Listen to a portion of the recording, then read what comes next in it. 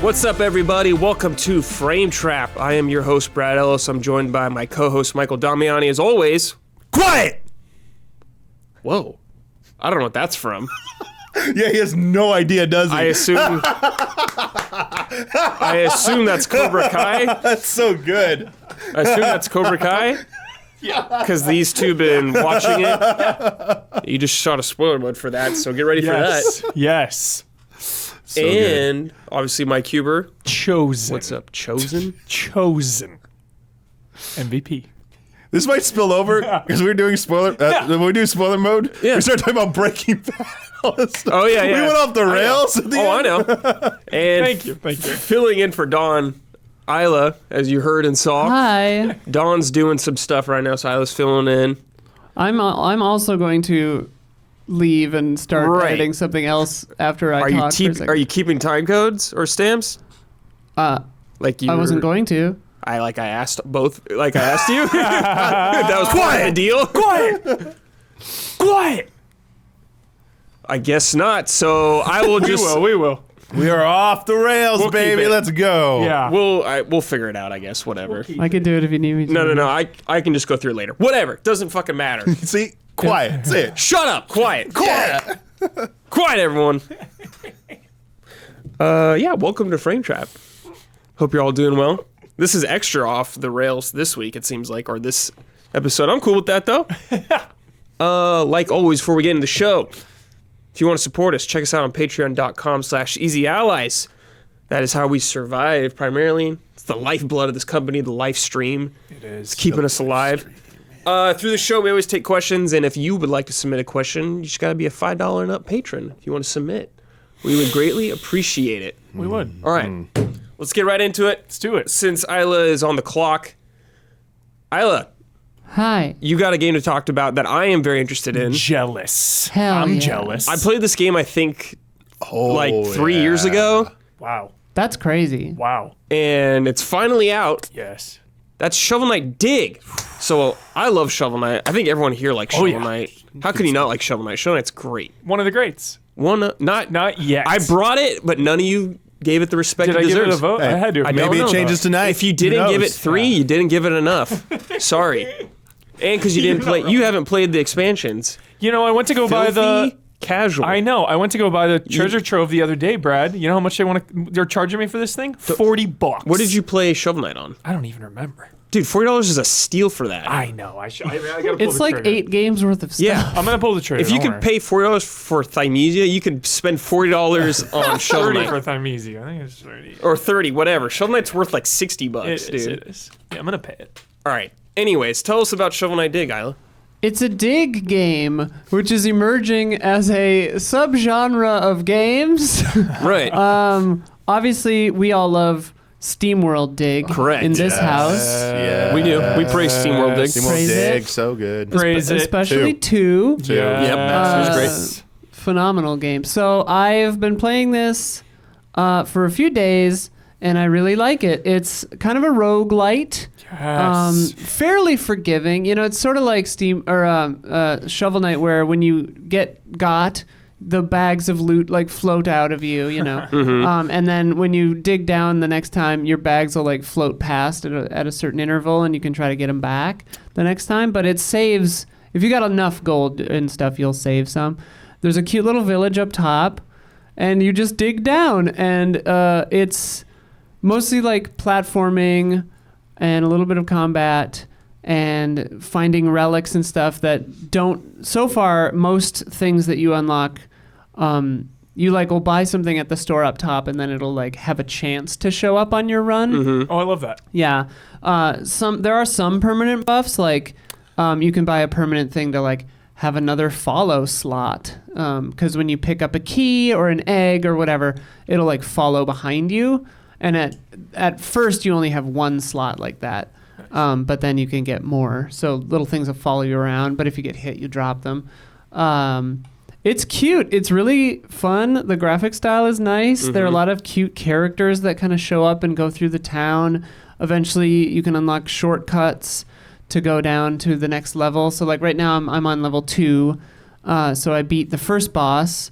I was surprised that if you go through level 1 again, you'll have to fight that boss again, so they don't go away forever, like in Rogue Legacy.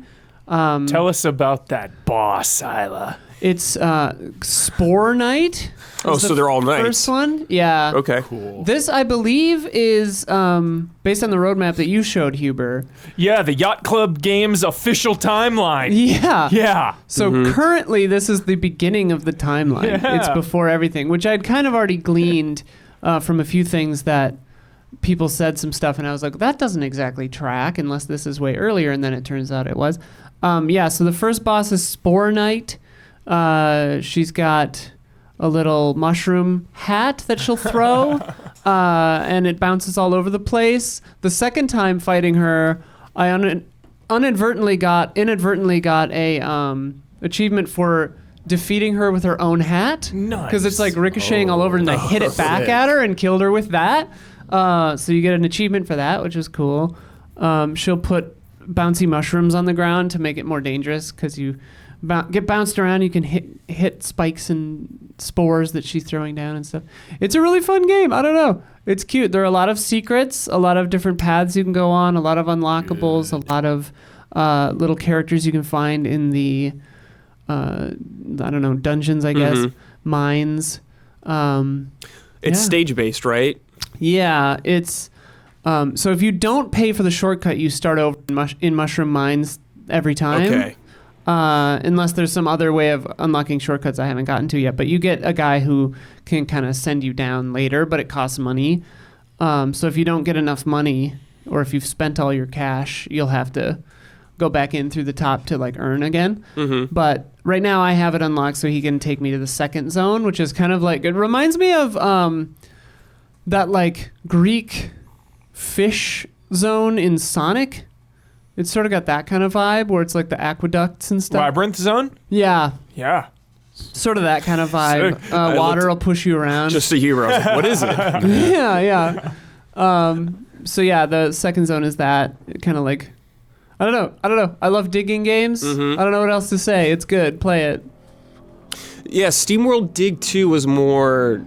I'm trying to remember if, like, when you were digging, it was more, like, kind of out in the world, was it? It wasn't stage-based, SteamWorld Dig 2 is Metroidvania. Yeah, Metroidvania. Okay, that was my biggest Yeah. question. Yeah. And it's not stage-based. randomized. Okay. This is randomized, Right. but Yeah. stage-based. Gotcha. But it's more like SteamWorld Dig 1, where it's every time you go back in, it's reset, you know, Can if memory you serves. tell me a little more about the items you get to change up each run or the roguelike elements more? Yeah. Sure, yeah.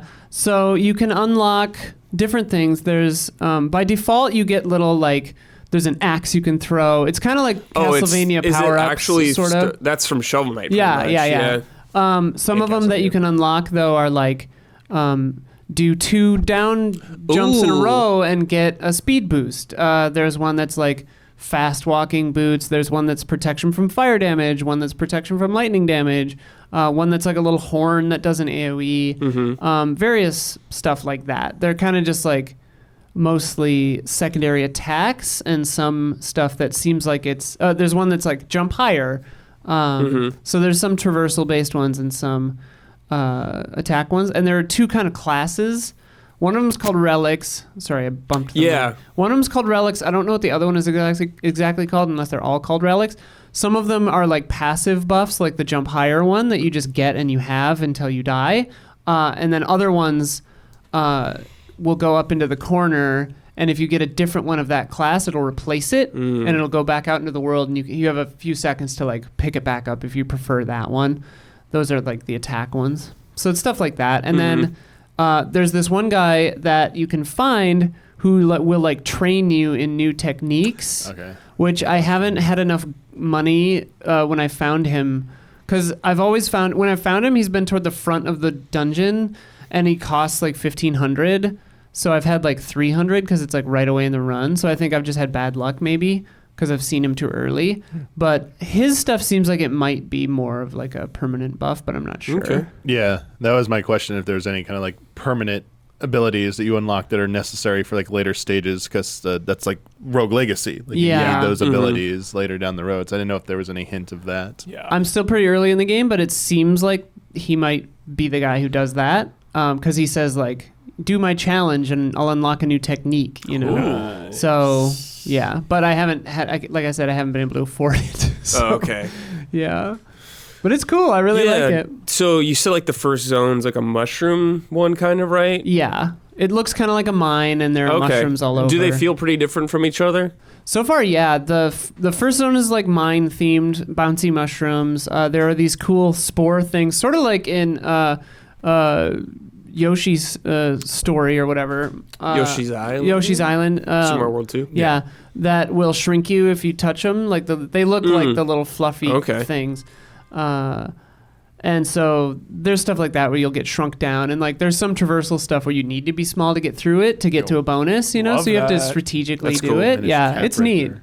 Yeah, and then the second zone is like labyrinth zone where it's like water will push you in a certain way, and like you have to jump around, and it's more like the walls are made out of stone, so it's like somebody's been here and built this, you know. Yeah. So there's all kinds of cool lore. Yeah, I definitely need to play this game as someone It's- who loves it's Shovel good. Knight. God, yeah, before this year's Yeah. over, 100%. Yeah, I would say this is a necessary play for Oh, yeah. Shovel Knight fans and Dig fans, like SteamWorld Dig fans. It's good, and it's been well received. I think it's like mid-high 80s. So yeah, Good, yeah. This is on PC and Switch only right now, I think, right? I've been playing it on Steam Deck. Okay. So it's on PC for sure. I saw it was I can look. announced for PlayStation and maybe Xbox as well, but then they said Later? coming soon Sure. or later or whatever. Got it. Yeah. Okay, cool. Yeah. Well, this says Shovel Knight review for Switch, PC, and iOS. So Oh, it's on iOS. Interesting. yeah, but yeah, that seems to be it for now. Okay, cool. Hell yeah, I'm excited for that game. Yeah. Check that out. Noise. Thank you, Isla. Hell yeah. Sounds You are great. free Okay. to do what you must. Oh, sorry. Next game. I talked about this a while ago when it came out, but Hubert, I lent you my copy, so you've been playing it now. You have a long history with this franchise. That's Gran Turismo 7. Oh, dang. Talk to me about this. Wow. Timing is so much with everything, you know? Just like your mood and what's going on, like when you play a game, if you like fall in love with it at that time, or maybe it's just a bad time and you know you move on to something else. Right now has been the perfect time for Gran Turismo. I'm looking after my grandpa, so I've been super busy staying over with him. So I just have like my little monitor and you know my PlayStation like hooked up in the living room, just kind of a ragtag setup. But Do you play on the floor? no, I got it on like my little coffee table. Oh, there. okay. Yeah. So every morning I wake up, go for a race. Every night before I go to sleep, go for a race. Mm-hmm. I have got to give such a shout out to the presentation of this video game. This is one of the best presentations I've seen in such a long time. And I mean that by everything. The music, the aesthetic, the vibes, the way it eases you into this. I mean, if you don't know a thing about cars or if you've never played a Gran Turismo game, like it is masterful how well it eases you into the game without feeling like a glorified tutorial. Right. Without feeling like you just want to get to the good stuff. Like, it's just a really nice onboarding ramp up to what will eventually be, you know, some insane race Right, cars. So, you know, you start out with your slow cars and your slow The races. Fit. The Honda Fit. Honda That's what I Fit. used. The Honda Fit. And I love that, you know, once you get attached to a car, you know, the mindset is like, okay, I got my car. This is it. I'm going to pump it up. I'm going to mod the shit out of it. You know, once you start getting into a car, the next race will be like, hey, this one is for imports only, or this one needs to be rear wheel drive. So then you got to, you know, swap cars and then start pumping that in. So I've been strapped for cash. Oh, sure. Entire time. Like, no money, just pumping up these cars. My favorite car of all time is one I had growing up. I had a 2000 Civic Si, and it's not in the game, but they do have like a 96 Civic hatch Type R, that I have just been modding up. This thing has like 400 horsepower. It's out of control, but I can't use it all the time, which is so nice. So kind of the presentation and the goal, if you will, is, you go to the cafe and you get a little menu book, and it's like, all right, go acquire. Usually, it's like go acquire these cars to fill out this menu book, and then you'll go to a race, and the prize of getting first or to third place usually is the car. So you're hopping around the world, going on these missions to get these cars. And, I remember when you were talking about it, Brad, just how nice the history is. They teach you about these cars, and it's like they romanticize it, Like, Damiani, dude. Los Angeles living. Pretty insane out there on the roads. Like, Los Angelinos don't want to be on the roads usually because there's gridlock, there's traffic from 11 a.m. to 1 in the morning, basically, construction, just a very aggressive place are the roads in Los Angeles. And it was so nice to like just fall in love with driving again through this game. They're talking about the history of cars, like France was the first place to have a motorsport race, and like the origins of specific cars that you love. Every time you acquire one, it'll give you a big old history about it. It's just, again, the presentation is phenomenal, and it's such a soothing game to play. Even if you're not into cars, like, I feel like you'd be into this game. Yes, I can vouch for that. As someone who doesn't know anything about cars, I have like pretty much zero experience with this series before. I had a good time playing this game. Yeah. You talk about the presentation. Yes, it is super inviting. Yeah. I don't know what it is about it. Yeah. I can't really describe it. The music is excellent too. It fits with it. Good. It's relaxing. There are these characters, I guess, that talk to you. They're little faces of like someone. And it's just text. Yeah. I'm like, this is very archaic and feels old, but I don't know if I'd want to hear them talk to me. Yeah, it works. It's like, just like all the little noises, when the text is popping up. Yeah. It's soothing. Yeah. Everything about it is so soothing. Yeah, there's something about it. You didn't bring up my favorite part of this game, which is the license test. Of course, yes. I was going to get into that too. Okay. So the presentation, like I said, you got your single races, but then you have the championship races. And what I love about that is the way everything feeds into each other. So some of these championship races, you'll need a higher license. So you'll have to go do these training missions, go really fast and stop in this spot. Or, finish this turn really, really quick. Like, get to the finish line and you got to get around this turn really fast. So you have to go through those, and then you'll acquire a license, and then you can do the championship race. And it's just such a nice balance of acquiring cars, changing cars, doing one-off races, doing championship races, then maybe doing some license tests, then going back and doing some more single races, just like really nice gameplay loop. I just unlocked too, a little bit ago, missions.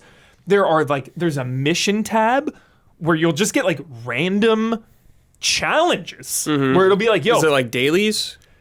You unlock more as you finish more Okay. and level up your car collector level. Every time you get a car, you level up your level. So those unlock the higher your level gets. And they're just like, start in the back and finish first. And it'll be like a short little distance, and you'll have a different car each time, and just another way to play.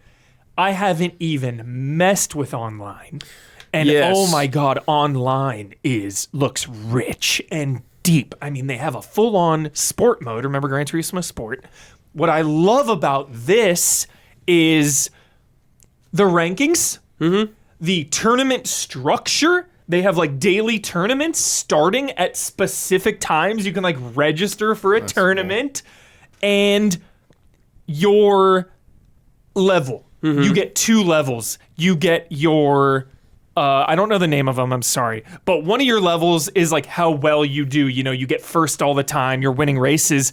The other one is like your respect level. Ooh. So you are like locked out of races unless you're a good sport. If you get in there and you start bashing other cars, cutting people off, being a full-on psycho, your rank goes down and you can't participate in higher level races. You have to Clean racers only. Yeah, you have to not only win, but you have to win the right way. It's the manner in which we win It is that you'll be judged. Exactly. Chosen, dude. Nobody can take your honor. Only you can take honor from yourself. It's like, yeah. And like when you go in, it gives you this full on like, you know, hey, please be kindful and respectful. Like we're all here together and we want to race in a nice way. Yeah. Like, so I love that. I love it.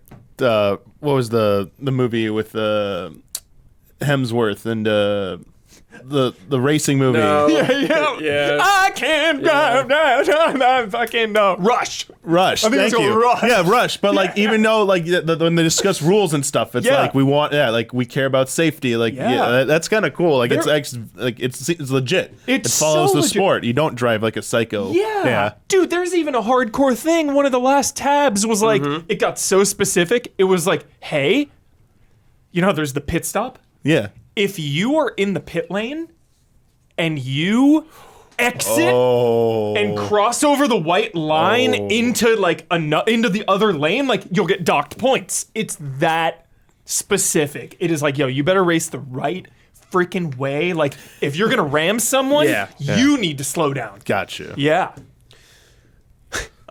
So I remember you like, if you have like a thing you can level up and get the wheel spin, dude.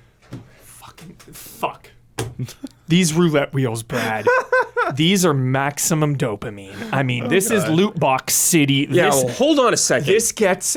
Oh yeah. What do you want to know? So there's currency in these things. That, Yep. And there's sometimes cars. Yes. Dude, I swear to God, every time I did this, I would get the lowest reward every time. I'm so glad you said that. Not because I want you to fail, but because the exact same thing has happened to me. Brad, rigged. I've hit like 8 of these. So it's Vegas. It is. It's a Vegas slot machine. I've had like 8 or 9 roulette spins. I even had like a 2 or 3 star one. Worst prize every time. Yeah, I never get anything sick. Worst prize. Like, there's like a small little coin thing, and then like big coin, gold bar, like 7 gold bars, and I get like the change. Hey, that's what they got to do. They got to keep you coming back. Yeah. to They win. do. You peel back the little sticker thing. It says free small fry or free small drink at your next visit. Yeah, it's actually they get me. You know, they're crunching the numbers there because to get a roulette wheel, you have to drive. Well, there's different ways to get them, but one of the main ways and most reliable ways is to drive 27 miles a day, like a marathon. Okay. 26 Yeah, point 20, whatever okay. a marathon is. When you do that, you get a ticket. So I'm always at like, I wake up and I do a couple races and it's like, okay, I only need just a little more. Only need 5 or 6 more miles. Like, want to get that spin. There you go. So Yeah. they got me with that. I love though, Brad, you've been playing Destiny. And my biggest gripe with Destiny forever has been the bounties. The daily the daily mission bounties, get 10 kills with this kind of gun, get 10 kills with that kind of gun, go in here and do that. And it's like, oh my God, I just want to play the game. At least with this, it's just like race. When you've raced enough, you get a ticket, it's done. They don't make it complicated. Anything, if you do a license test, it even counts towards that meter. It does. Any mode you play, as long as you're driving, you get that. It goes really fast, so I appreciate that. One thing I thought was really good in this game is not only is the handling of your car super fun. Yes. That's what makes the license test so damn addicting. Yeah. I am like obsessed with those in my brain. I just fucking love those things. I know. They like feed this like arcade energy to You're me. like, go again. Go again. But the DualSense is very good in this game. It is incredible. And you've been a critic of the DualSense in the I past. have. I absolutely have been. So you think it's good in this one? I really think it's good. There's only a few times I've ever thought it was really, really good. Last of Us, obviously. Astrobot, obviously. You know, these first-party games know how to utilize it. Returnal, another great example. Yeah, I can count on one hand. Definitely first parties do it much better. Yeah, and I would put Gran Turismo in there. All the different terrain and the rain and the weather and the bumping and the gear shifting. Like, you really feel it, and it definitely adds to it. 100%. Yeah. You know, this is a racing sim, which might sound like, not your thing, but it just, again, I'm confident that even if you're not into cars, this is a very, very fun game today. I feel like the same thing happened with Forza when it went to Game Pass. Yes. Not a lot of people are into, I feel like this is no matter what a niche game. No matter what. This is a driving simulator. If you're not into that, you're going to have pause. It's an extremely popular niche game. Sure. Extremely popular. Of course. But it is such a specific Yes, it is a very specific type of game. Yes. One thing I found enjoyment out of this game is honestly just kind of seeing the tracks and going through them because they're very nice looking. Yeah, they are. This game looks very nice. It's a gorgeous game. And too bad it's compromised though, because it's on PS4. Yeah, you get the compromise, It's like, yeah. Wait for it to come to PC, like all the Sony first-party stuff. This one should be on PC, I hope, because I believe a lot of serious racing sim people play PC racing ones now.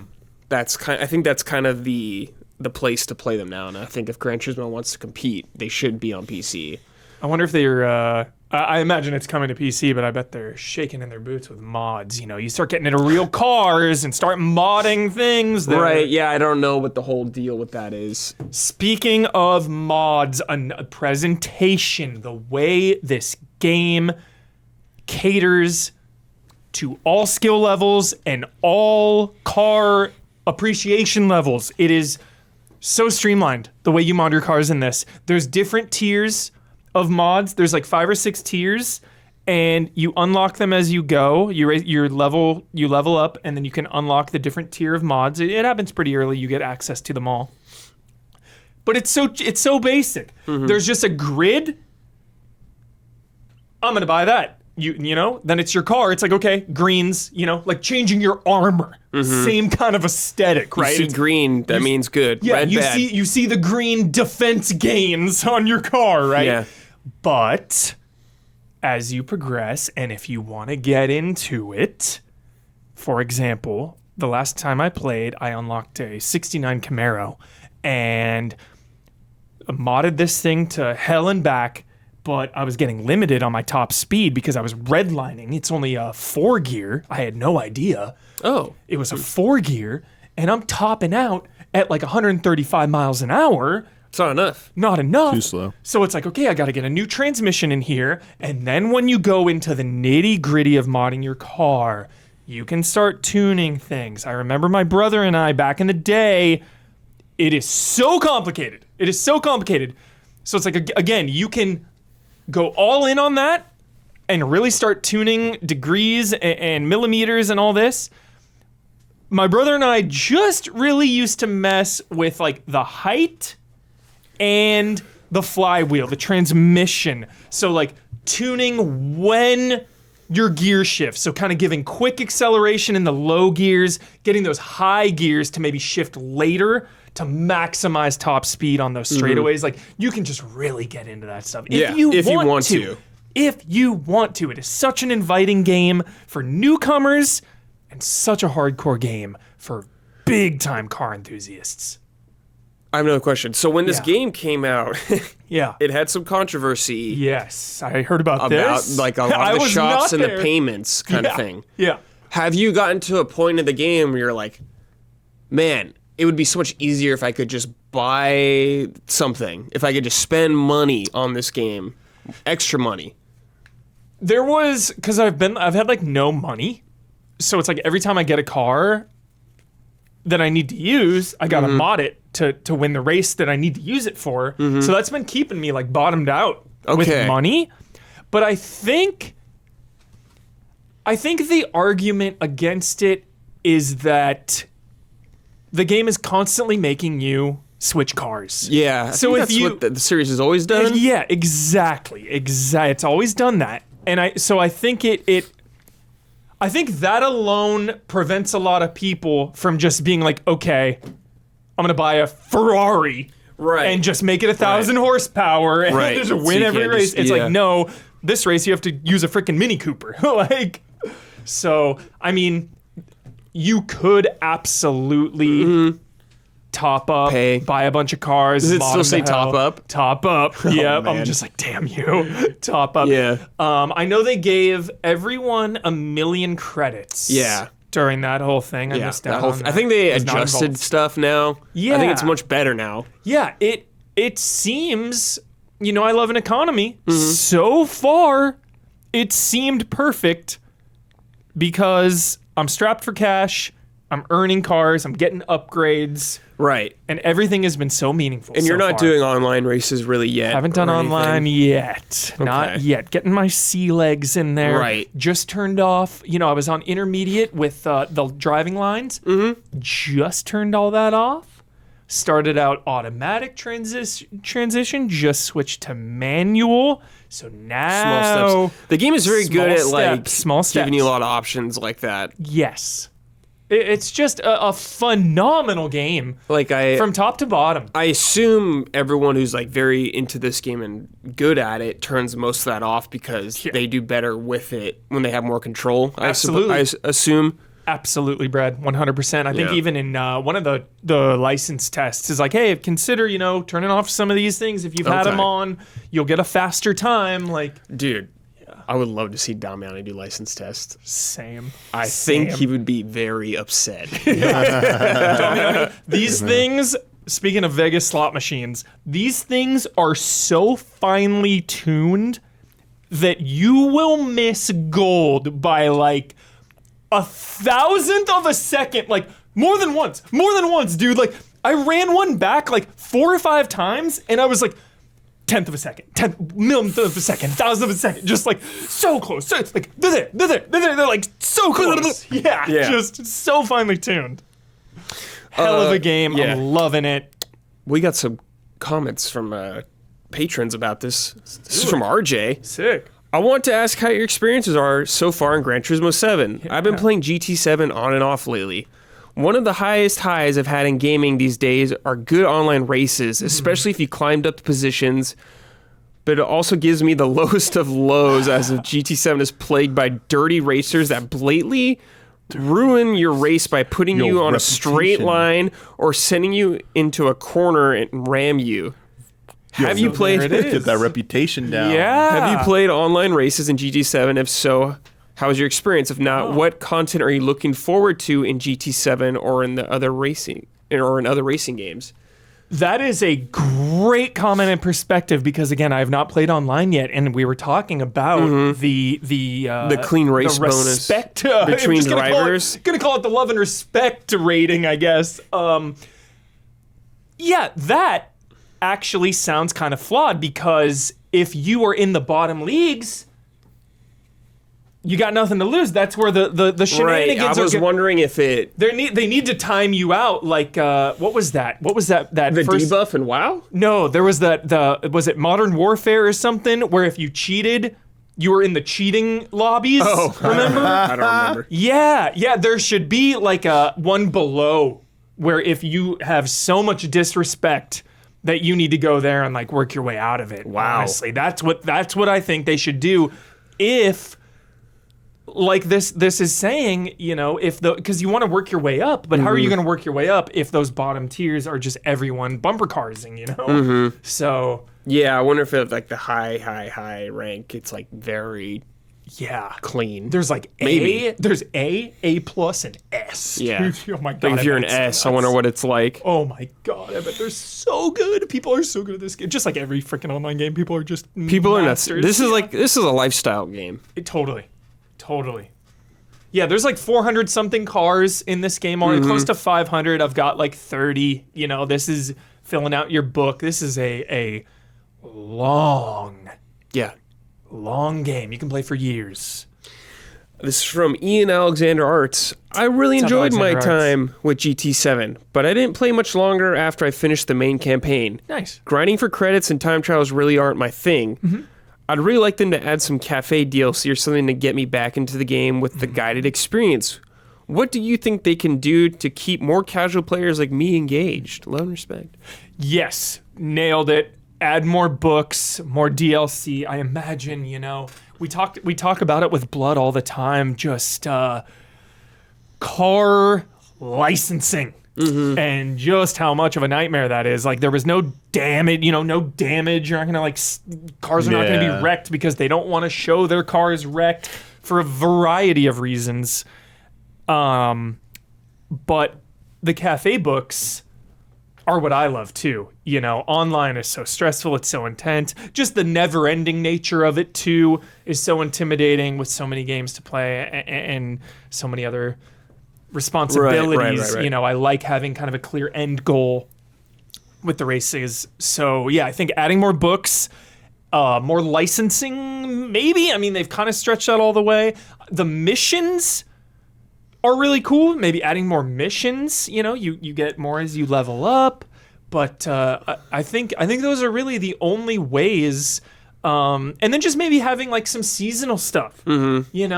I don't want to say the battle pass word, but seasonals may be built around a specific type of car, because that's what the cafe books are all about. It's like, hey, we're celebrating hatchbacks right now, or we're celebrating rear-wheel drive cars. So it's like, hey, for this season, which maybe is 2-3 months long, we're going to be celebrating these cars. Hop into some of these races, earn points. The more you earn, you'll unlock.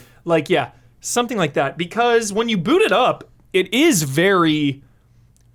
There is that live service vibe on the main menu. You've got all these news announcements. There's world championships going on that you can bet on. It's you choose the winner. So it's trying to tap into that. Yeah, I think online's the end game.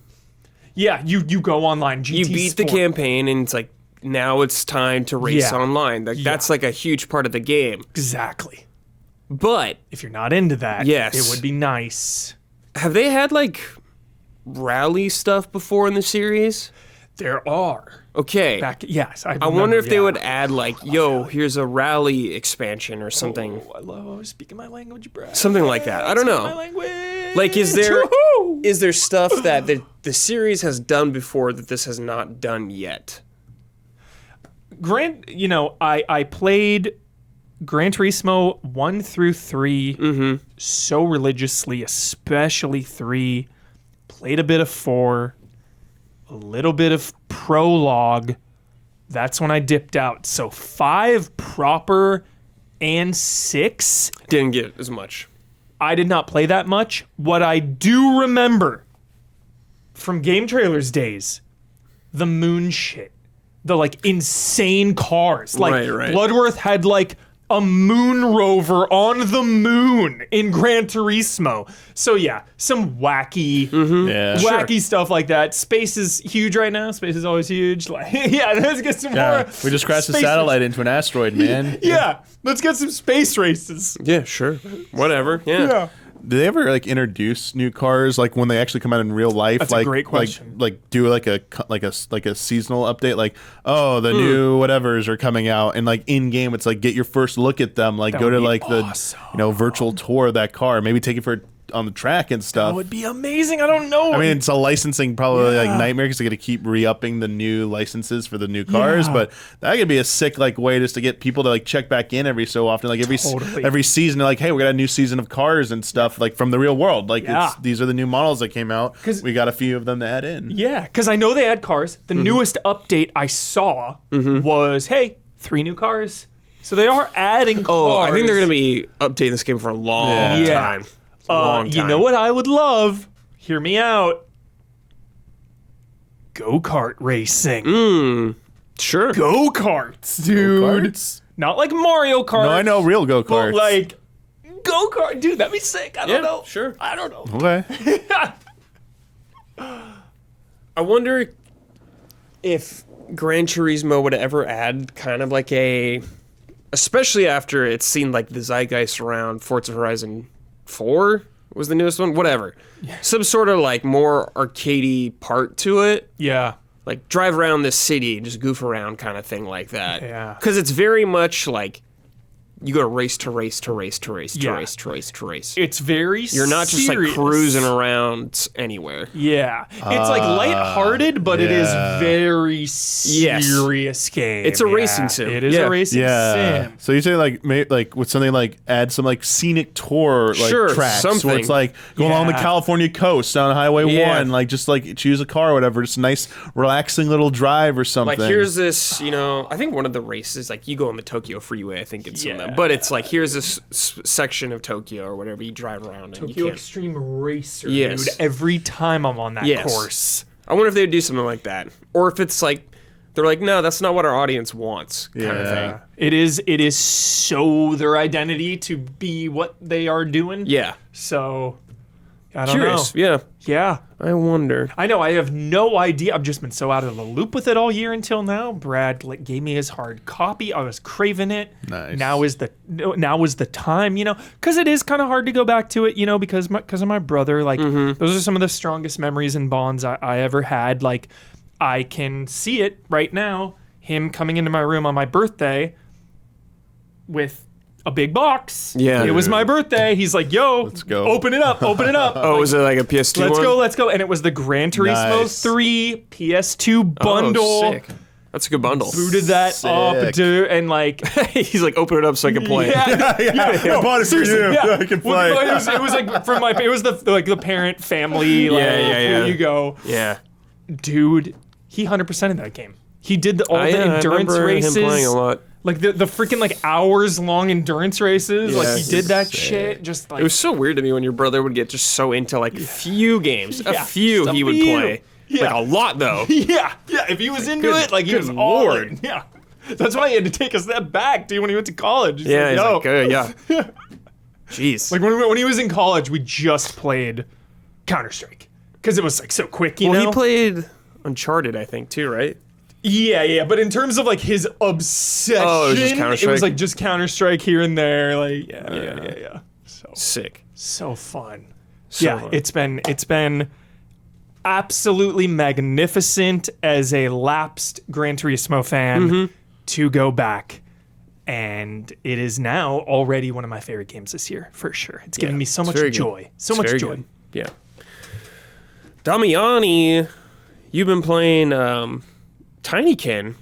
We played we played it on Stream Team. Oh, you did? Okay. Yeah. Tell me about this. Yeah, this looks good. Yeah, this is a game that there's been so many good indie games announced or shown off this year, and this was one of them that's been in So a lot many. of stuff. So many. And like I just forgot it existed, and thanks to our patrons, suggesting games. Like I remember when it got on the poll, Blood messaged me immediately. Oh man, I hope Tinykin wins. Like he goes, you're gonna love it too. You remember that game? And I'm like, I don't remember. I like had to look it up again. I was like, I was like, dude, yeah. So it looks on the surface, it looks like someone else's take on like a Pikmin game.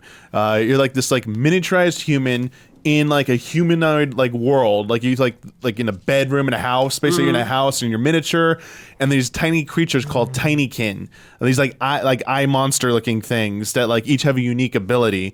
Now it sounds like Pikmin because you have like an army of them, you collect them, like there's like little eggs where they hatch out of, you touch them, they join your party, and then you send them to do activities. But the thing is, you don't like send them off on their own. They're always with you, and you never have to toggle between them. Any activity that requires them to use, it'll automatically, so like they streamlined it. Oh. So it's not really a Pikmin. It's not a strategy game.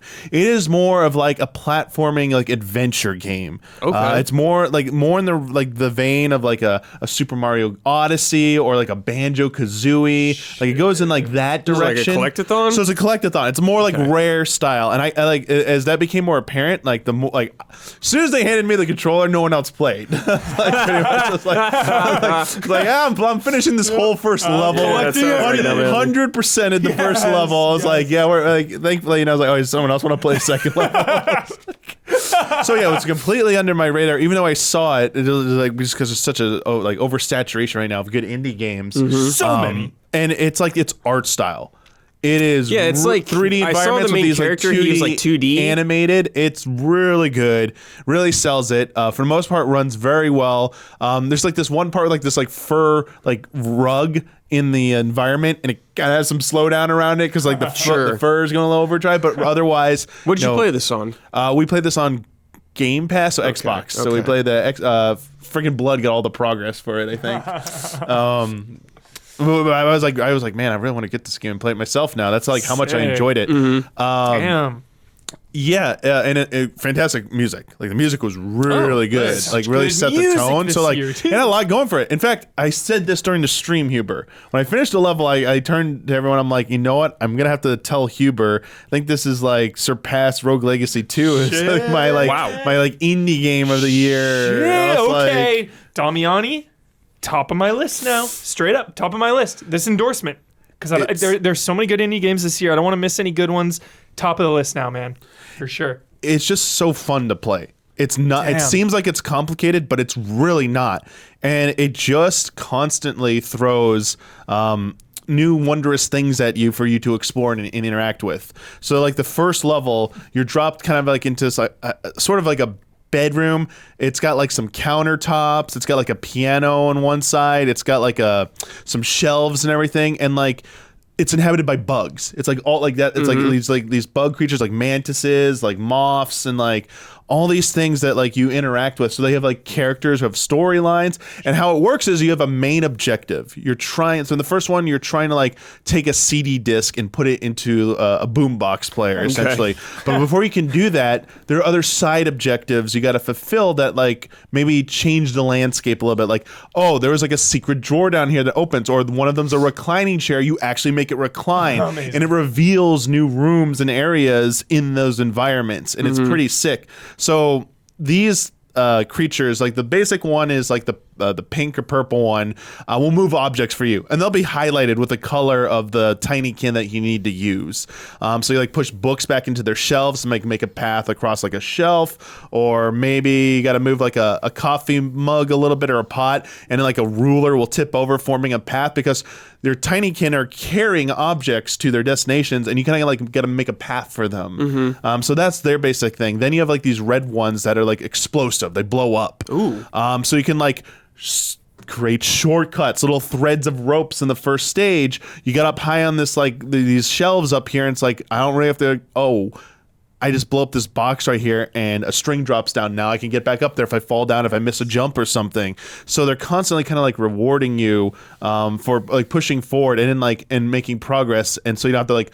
There's not a lot of bad backtracking because it is an open environment. So you're not. It never becomes tedious because of stuff like this. And then the level Isla played was more like a plant. What do you call it? Not a greenhouse, like a greenhouse or something. It was indoors. So though. you're always tiny. Yeah, and it was like a plant based level. And the new Tinykin that she had access to with these green ones, and the more you get, the more they stack on each other. So there are no more strings to drop down for shortcuts because you can just like raise yourself up higher and then like make like a jump. Now you're jumping. You got like a single jump, and then if you hold down, if you double tap the A button or whatever jump button, you'll bubble up and you kind of like glide for a bit, and you'll see like the bubble meter, like it's like a circle just keeps shrinking and it pops. You can expand those. And you expand those by collecting a bunch of the stuff in the levels, like they're called pollen. There's a shit ton of pollen in these levels. Like first level had 1,000, and chat's like, oh, there's more than 1,000. I'm like, oh, so they accounted for you like maybe missing some, so it's gonna be easy. As soon as you get 1,000, it's like, oh, now there's like 1,400. Like there's two layers of it. And one of the first bonuses was there's a vendor that you go to, you can buy another bubble. So you can extend the length of your hovering. In the first level, there's something that requires it. So they very early on teach you, like, hey, you got to be upgrading some of your abilities to do some of these side objectives here. This one was kind of like in your face, so it's kind of hard to miss. But I assume in the later ones, if you want 100% the levels, you're going to need to get these extra abilities.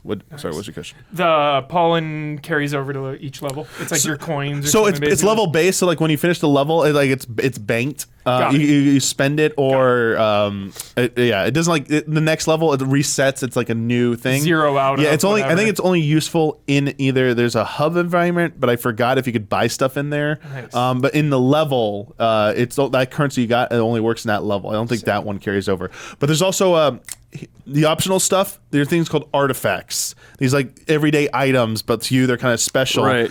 And when you bring them back to the hub, there's kind of like a museum guy who wants you to collect all this stuff. So the hub has these different things. You got like a shop for upgrades, like a museum dude who wants you to bring back the collectibles. What's your hub? It was like this room, like that was the bedroom. So that was a bedroom. First level is a study, I believe, or a living room. The bedroom, because like there was like a bunk bed or something in there, and it's just going up on these shelves, going between like behind wall, like it's all the things about being small. Like it's like it's all about like the wonders, and there's so many hidden things. Like there's a book tilted over. Or a rug has like a little like loop in it because it's like not perfectly flush. It's like there's shit under the rug. It's like there's stuff like that all over the place, and it's really cool. Top of the list, Damiani. Top of the list. Good secrets? Yeah, a lot of good secrets. And you have Batman vision. If you get higher enough, like it will like show glowy things in the distance. Okay. But like only a few things. It'll just show you something you already could interact with. Spam it. No, it's like goggles. You just like it's like first person view. You go into first person and you scout the environment. But like some things, I think if you line of sight blocked by a solid object, you won't see through it. I believe. Okay. Yeah, but it's not like highlight the immediate area. It's literally just like seeing the distance, maybe a point of interest, and so you don't lose your bearings. That's good. That's good. There's enemies in this, right?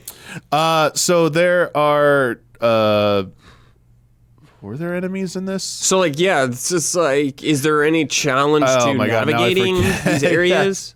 Well, I mean, figuring out the path is part of it. Give me a second. Because like Pikmin, I know. I don't remember. I love fighting anything either in the second level. I might be wrong on this, but nothing's standing out in my mind about like combat. As I say, is your character?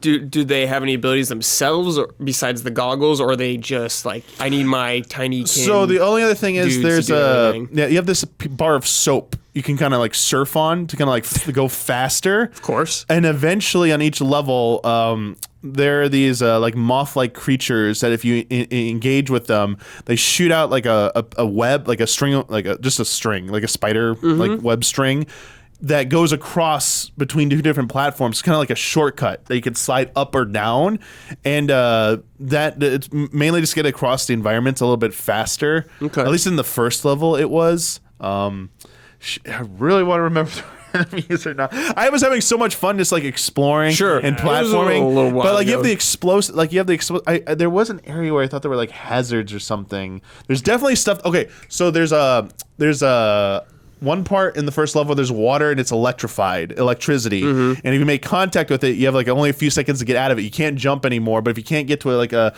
non-conducive surface, you're gonna you die. You can fall too far and you can die.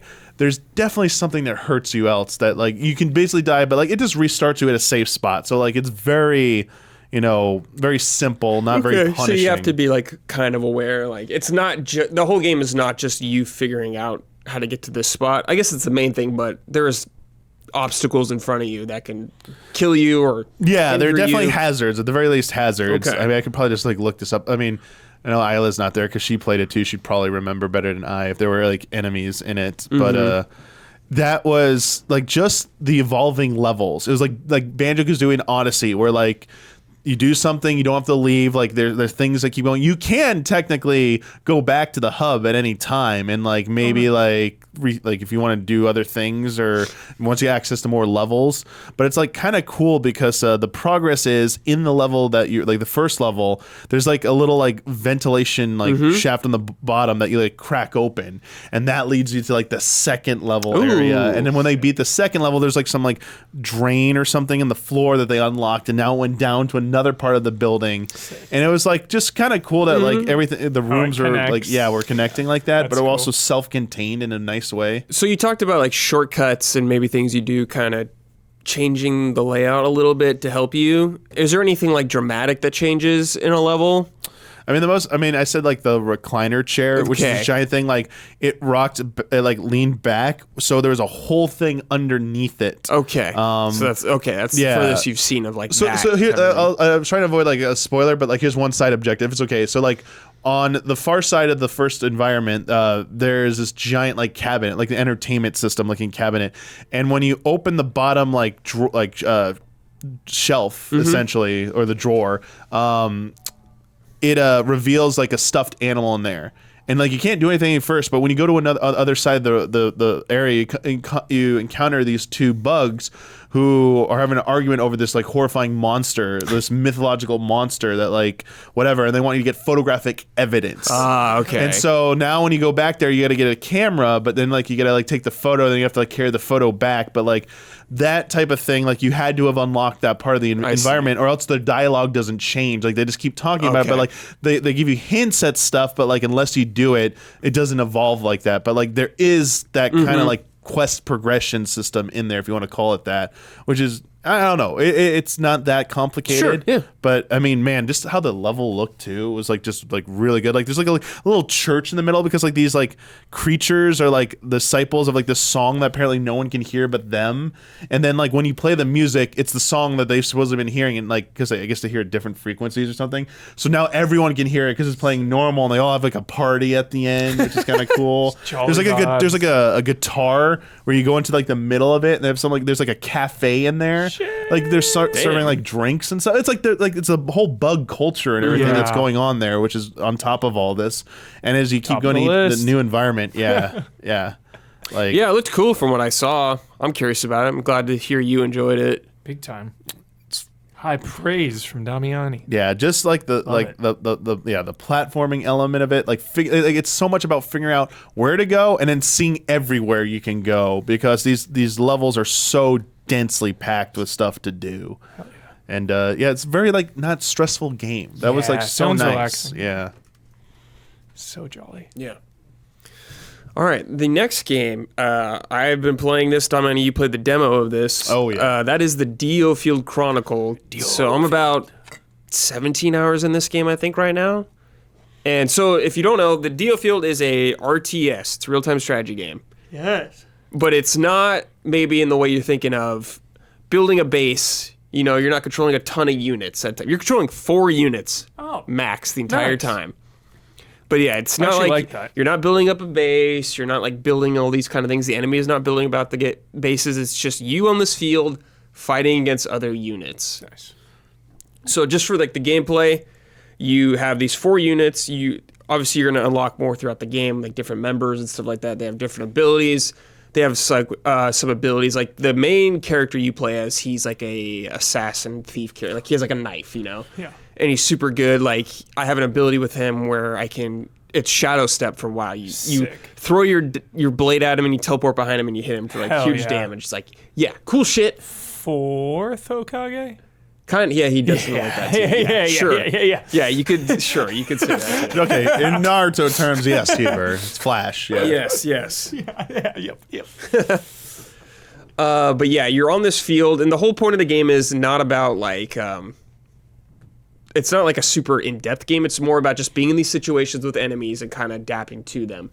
A lot of the enemies have that you fight against have like attacks. You could see it's very MMO. You could see like the mark on the floor if they're going to do something like a red circle. Nice. Then you can see it slowly filling up. So you can either move your units out of there, or you can use like an ability to stun them or something like that. Nice. It doesn't get like too crazy in depth. Also, I would say my biggest criticism of this game is I wish I had a little more depth to it. I think it's fun, and there's definitely parts where I'm like thinking about strategy, but I'm never like overwhelmed, I guess, in this whole thing, where I'm like, I wish there was just a little more strategic thing to it. There's like, there's units like knights, guys on horses, archers, some magic dudes, and there's like sometimes some siege cannons shooting at you or something like that. So you're like, okay, maybe I want to take these out.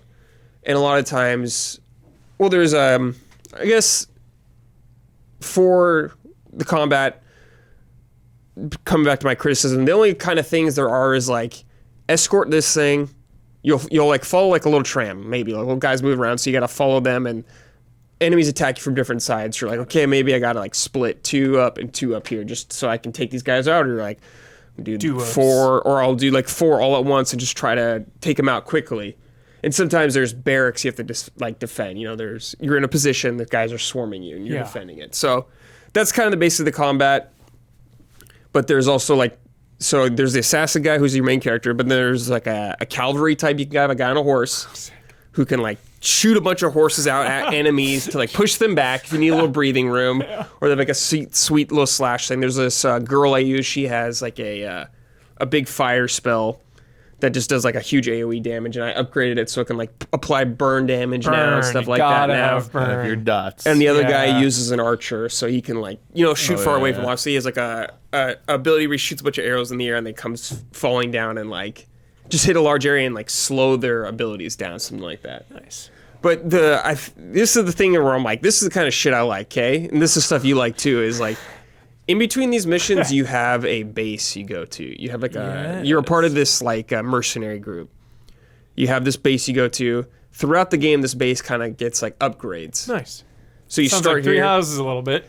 Kind of, yes. Okay. You do talk to party members here. This game is much more or less about story. There's story. It's much more about like, yo, let's get in the game. Here's another fight. Like Three Houses is like, Three Houses felt more like maintenance kind of thing, where I was like, I'm in this area, I got to talk to all these people, I got to do this shit, I got to, I think you had like a meter thing you could do a certain amount a day or something like that. Yeah. It's not like that at all. None of this. It's much more light. Talk to some people, get back to the action. Yeah, they got like maybe a side quest for you. It's like, hey, some of the side quests are just talking to this person. You learn a little more about them. They'll give you some gold. Do you walk around this Yes, you area? freely can walk around That's it. cool. And some of the side quests they give you is like, yo, I got the story thing going on. It's going to be an actual fight. So now we're going to go on your world map and do a fight like that. Nice. Damiani, you played a little bit of it. Tell me what your experience was. Yeah.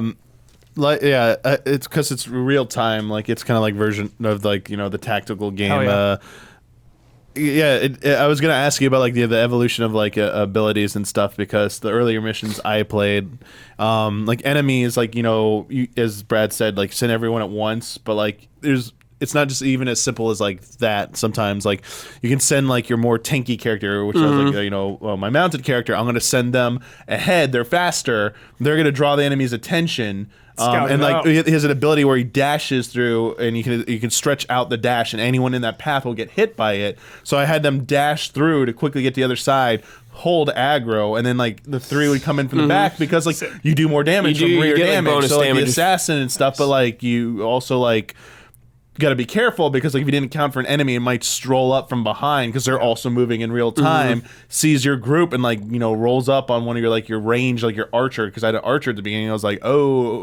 let's coming like, for you, archers. yeah. So it seems like it get like overwhelming, but like you could like pause like anytime like holding down one of the like actions, like to select. You could select like individually. You can select.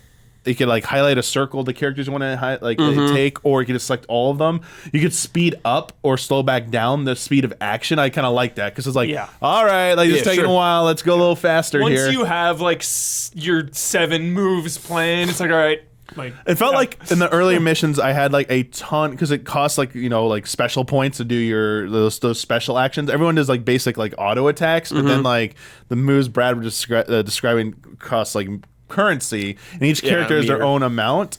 But like I felt like I never came close to running out of it, but figuring out how to like utilize that stuff the most efficiently. So like grouping everyone up, like so for immediate dash in, so fun. Grouping them up so the archer can hit like almost all of them with the same exact tack that Brad was talking about.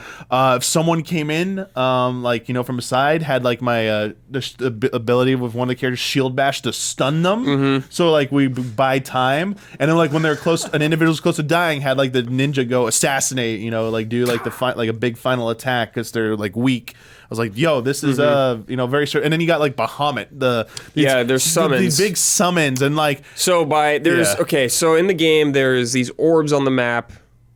There's a green orbs that you can get that give you healing. Yeah. There's like pink ones that give you your mana or whatever, and then there's blue ones that there's this meter on the side. Once it fills up, it gets like a little dot. I think you can get like 5 or 6 dots. I don't know. I don't remember the number. Anyways, these dots are used to summon like Bahamut. Yeah, there's like I have like 4 or 5 I think right now in the game. Heck. But yeah, you can like summon Bahamut and he'll just like do a huge AoE Yeah, damage. it's like boom! one shot. One of the other ones I had. Bahamut, dude. One of the other So ones does like legendary. like it's like focused on healing or whatever. Okay, My cool. favorite thing is when something is so iconic, it's just used to describe. It's Bahamut. no, it's actually Bahamut. Oh, it is. Yes, it's actually Okay. Bahamut. Square Enix. Yeah. This is Square Enix Yeah, game. it's Square Enix. Yeah, Square Enix. Love it. I mean, but And one of the other it. ones I have is like it's like Fenrir maybe. It's like a wolf, a big wolf that comes in does like an ice attack, which can like yeah. when they're frozen they're stunned kind of thing like that. sick.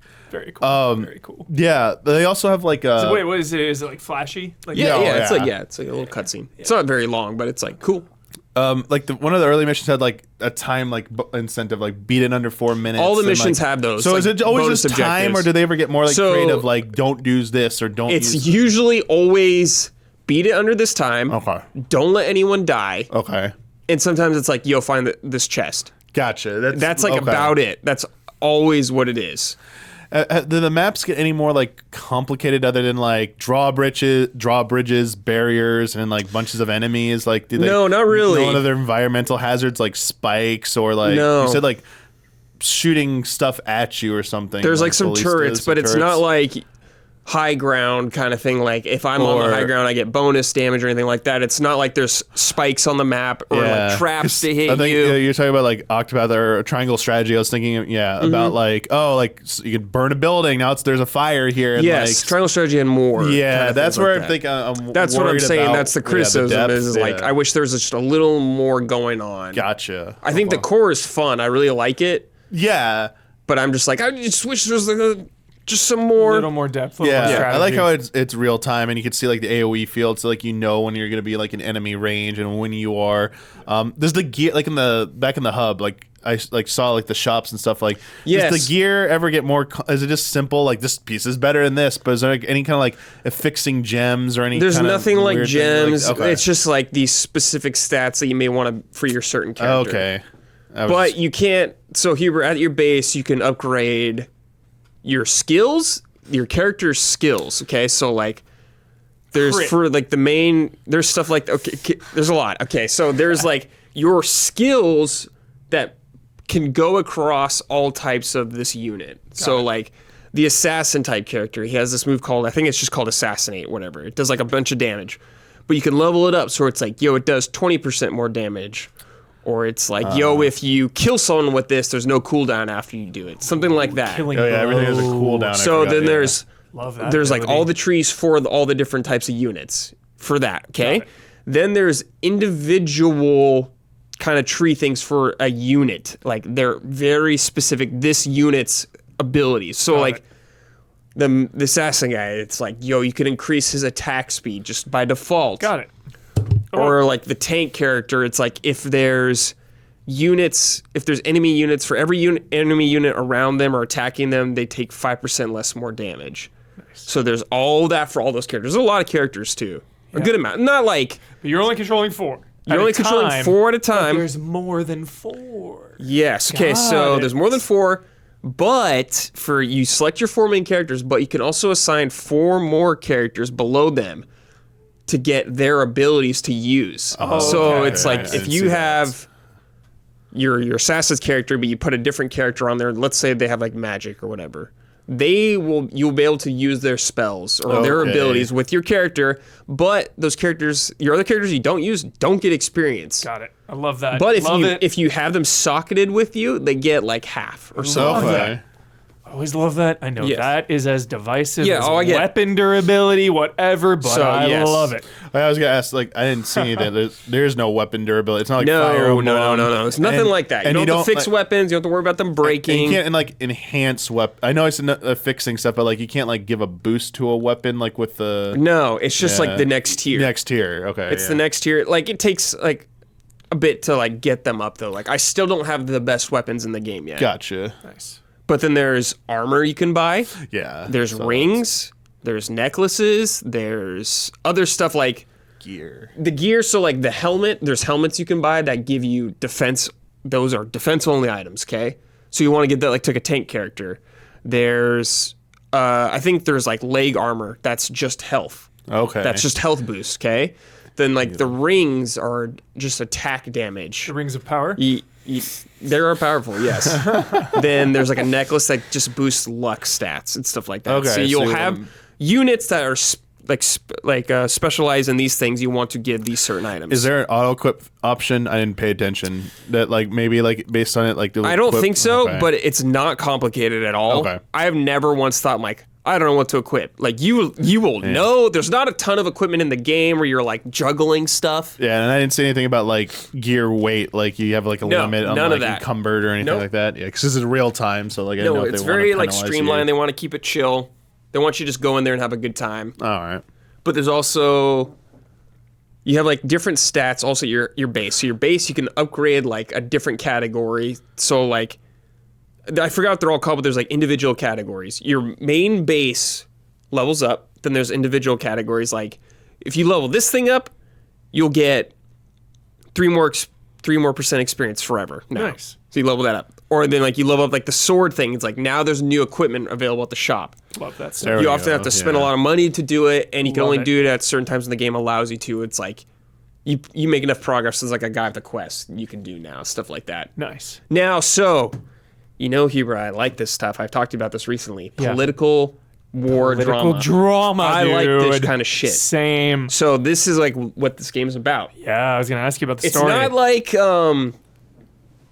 not like Triangle Strategy where you like make choices. Actually, you're not like making choices, but it's a very like serious story. You know, you have these characters. They're not fucking like anime bullshit characters. House of the Dragon. You know, like who have like weird quirks and shit like that, you know? Like there's like some more lighthearted characters, but it's like a very like serious story. Your characters are serious people, you know? Yeah.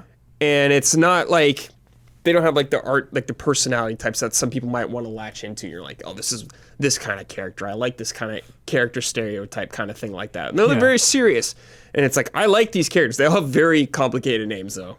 All of them. I'm like, dude, I can't remember what your name is. And they shorten their names a lot of time, but it's cool. I like the story. There's a narrator through the game who kind of explains what's going on, like as you see, because the whole game takes place on the DioField. That's like this continent you're on, the DioField. Got it. The narrator is Geralt. Nice. So I just hear, I'm like, it's always nice okay. to listen I to know Geralt. that. Yeah. He's been making the rounds. Yeah. Arcade Paradise. This game is a Square Enix game. It's not super high budget. I'd say it's AA kind of thing. Yeah. Like it's more in the realm of Valkyrie Elysium, which I don't have a problem with. I'm happy to get games like this if they're fun to me and they're scratching the itch. I don't expect everything to be fucking Final Fantasy 16. Totally. I'm okay with that. Absolutely. But if that bothers you, that's something to take into consideration. Mm-hmm. The main draw of this game is definitely going to be the combat for people. So if you play the demo and you're like, man, it's not doing enough for me, not really feeling it as much, then it might not be for you. But cool I'm as a enjoying it. I'm okay with a game being in this range. Okay. Sweet. Like I'm fine with. I don't need every game to be fucking incredible or excellent. Like you and me like just a game we think is cool and good. Like if a game has flaws, They take swings. They you know, they take bigger swings sometimes, it feels like. this is like a swing I appreciate from them, and I'm enjoying it. But you know, like I said, it's not going to be for everyone. But I'm having a good time. Nice. And if you're curious, there's a demo out there. It's free. that. It carries over your save, so you got nothing to lose if you're curious. But yeah, the DioField Chronicle. I like the name. The name grew on me. Yeah, it makes sense because it's all on DioField. Yeah. Oh, we have a question about this, or a comment. This is from Demo. Sick. The DioField Chronicle is certainly trying out something new in regards to combat. I've only played the demo, but I feel it felt very repetitive with little wiggle room for actual strategy and more about spamming best abilities on cooldown. I mean, to be honest, yes. Yes. The last fight on the demo felt a little more like a boss fight in an MMO where positioning matters. Yeah. But again, not much in regards to tactics or strategy. Does it get any different as the game progresses? So, like I said, it's more about like the strategy is like, where do I want these units to go? You're not like on the opposite sides of the map. You're usually pretty close to each other, but like maybe sometimes you want to split up a little bit, or where it's like I'm in this boss fight. I need to position properly. I need to move this unit while this unit is tanking the enemy to get around them and do extra damage. They're doing some weird AoE thing, or they're going to do a bunch of damage to me. I got to move everyone out there, kind of stuff like that. But it's not like I need to get this character on the high ground into the bush spot so they have higher evasion, kind of thing like that. It's not like that. That's what I imagined. Yeah, it was never gonna be more than. No, yeah, it's not. yeah. It's not one of those type. Like I would say, try triangle strategy. Yeah, that's what it's called. I can't even remember that. Triangle strategy. That's the yeah. fucking name of the game. it's like all right, or wait for Tactics Ogre when that comes out if you want that kind of itch. But yeah, it's not grid-based tactics. So if you're into that, it's not for you. But it's cool. I'll say like it's interesting, but like totally I would like I think I lean more on the side of like I want more grid-based. Like, yeah, definitely. If you're like.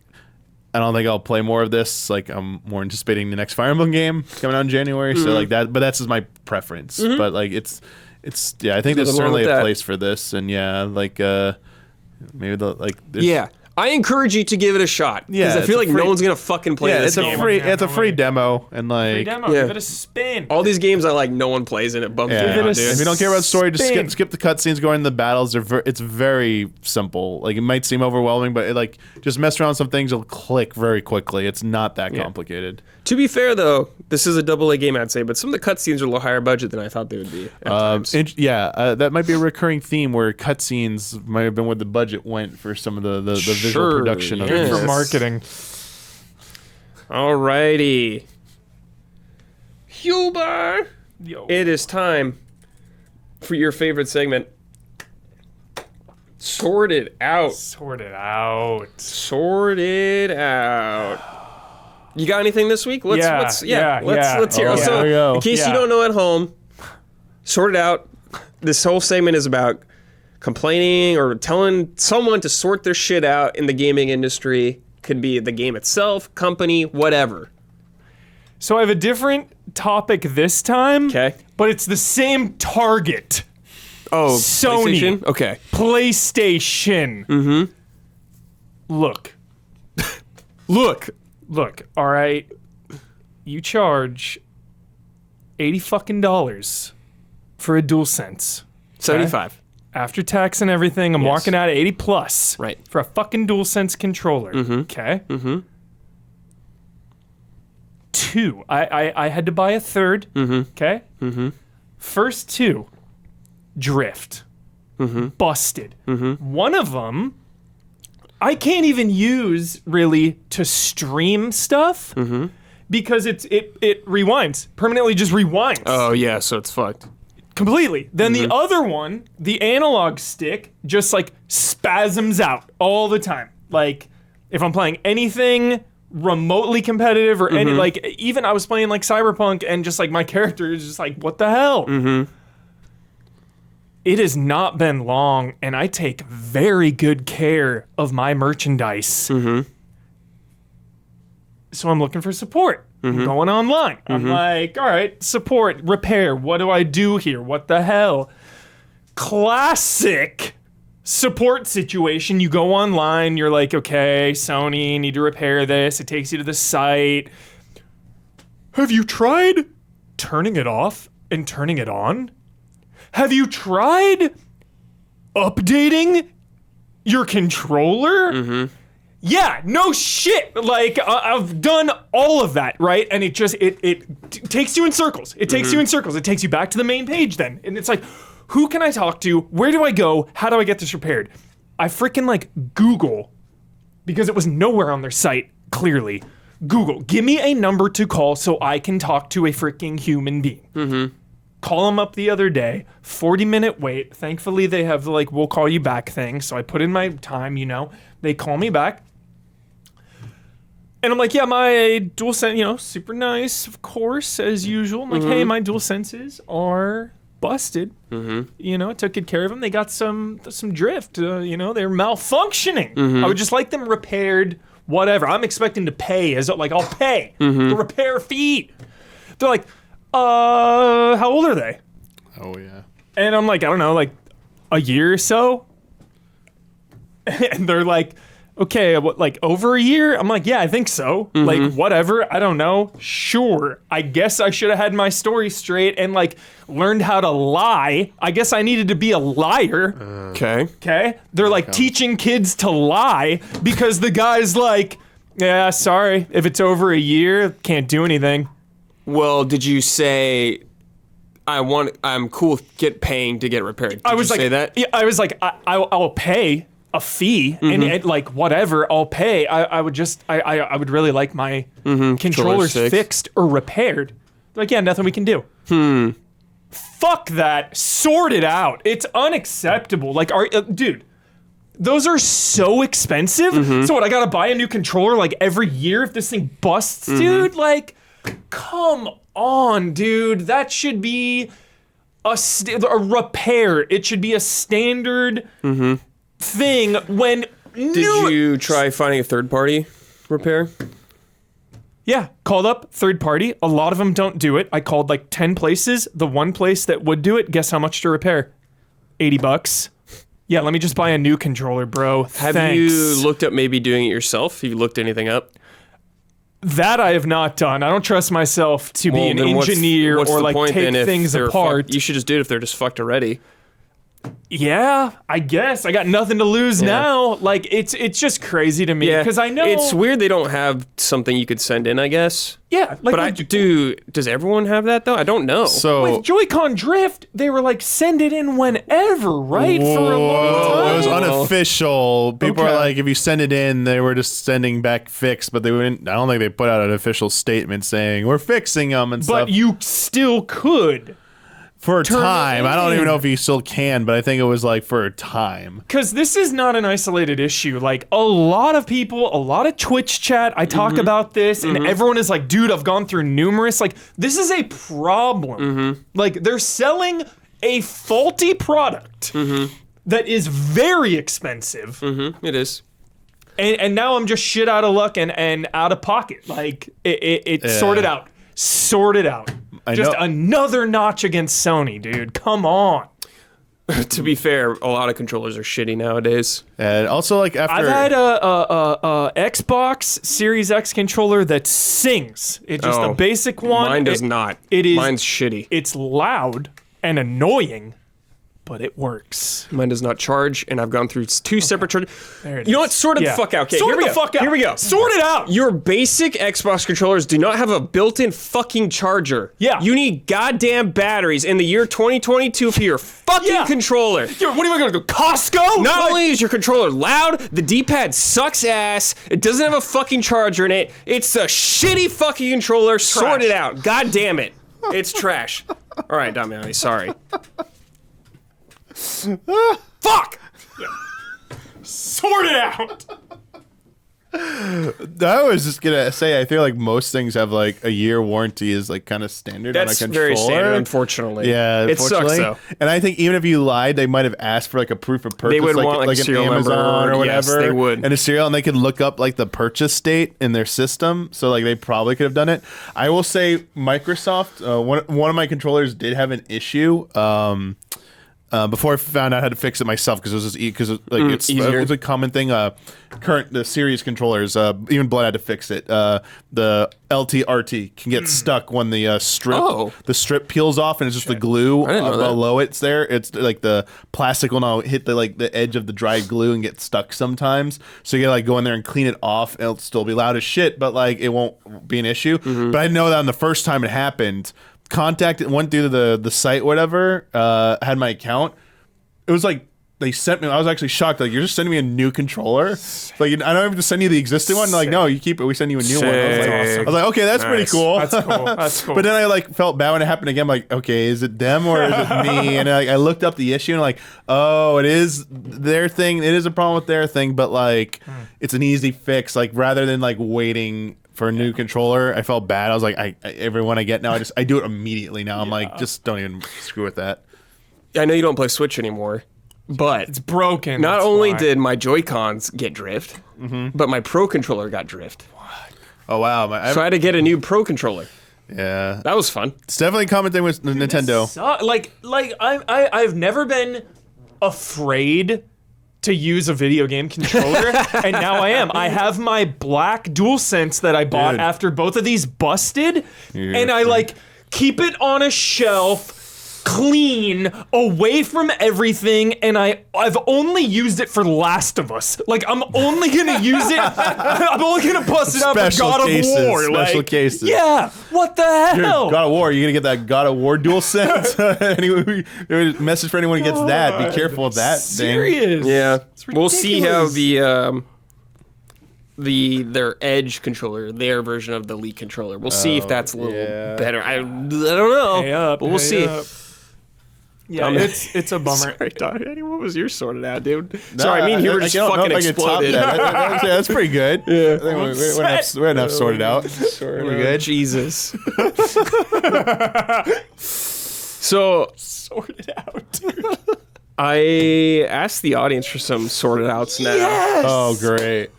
So I got some from them. Yo. This is a kind of a long one, but perfect. this is from Abrac. Okay. They start just by saying, sorted out Madden servers. Oh, shit. Here we go. Okay.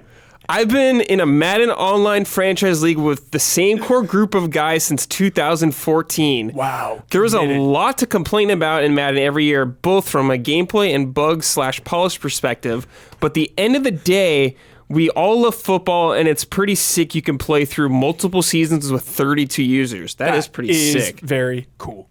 But this year, after 10 to 15 years of this being a core feature of the game, suddenly game results are not being saved.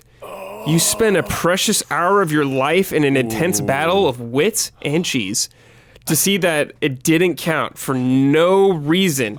It happened 0 times week 1, 1 time week 2, and 8 times out of 16 possible games week 3. Wow. There are reports from other leagues that the franchise will randomly go back in time 2 weeks and make all those games be replayed. Holy shit. Some leagues have to do the rookie draft after the season multiple times for the results to be saved. Oh my God. This is a 2-hour process with a full league. Oh my God. EA, I know Ultimate Team is what brings the big bucks. Franchise players have been serving off crumbs for nearly a decade. The very least you could do is make sure our progress is recorded properly. Sort it out. Jeez. That was from Abrag. That's a great sorted out. The only thing I've heard about this new Madden at launch it probably still is. It was a train wreck. I saw people just roasting it. The funniest clip I saw, dude, I don't know if you saw it. Funniest clip I saw was this player passed to like his own player, and his own teammate stuck his foot out and tripped his own guy. I was like, what? Crazy. That's crazy. God damn. Top earner. Yeah. This one's from Mark Gecko. Hey, allies. Last week you said we should also submit your segment, so here's mine. Yes, if you have a sorted out segment, visit our Patreon. When I post the Frame Trap thread, I usually post those on Sundays. If you're $5 and up, you can submit. Sorted out! Loading screens. Not loading screens in general, but those loading bars. Most of the time, those bars make no sense. Get creative. Make your screens interesting or fun to watch. Chill. I love a good loading screen if you can make it cool. Yeah, that's a wholesome sorted out. I like it. Yeah. I remember randomly, like, Watch Dogs Legion. Cool loading screen? No, but good loading screen music. That can help. So every time it was loading, You're like, oh. it's like, oh, let me, All right. yeah. I think and of- sometimes it would load so fast, Brad, I'd be like, no, don't load so fast. Like, let me hear that song. That's a nice feeling. Yeah. That's like the Wayrace Blue Storm loading screen I loved, where you can move the little thing around in the water. I fucking love that shit. That was great. And the final sorted out is from Would You Kindly. Would you kindly? They said, sort it out! I like how everyone just like starting with that. Yeah. That's Exclamation good. point? Yeah, oh yeah. Nice. Because that's, got an exclamation mark. And they do it in all caps too. Sort it out! Johnny Lawrence over here. Yeah. Here we go. Announcing games too early. Basically showing a logo and game title and people start speculating to feed the hype. It's very cheap. Don't bother. Come back when you got something to show. Next time there's an announcement during an event, it's Holy the logo. shit. We need to remember, don't bother. Would you kindly not bother? Yeah. Like, Don't bother. So funny. They put an exclamation mark after don't bother, too. That was great. Wow. Good Lord. Good God, dude. sort it out, dude. All right. Iconic.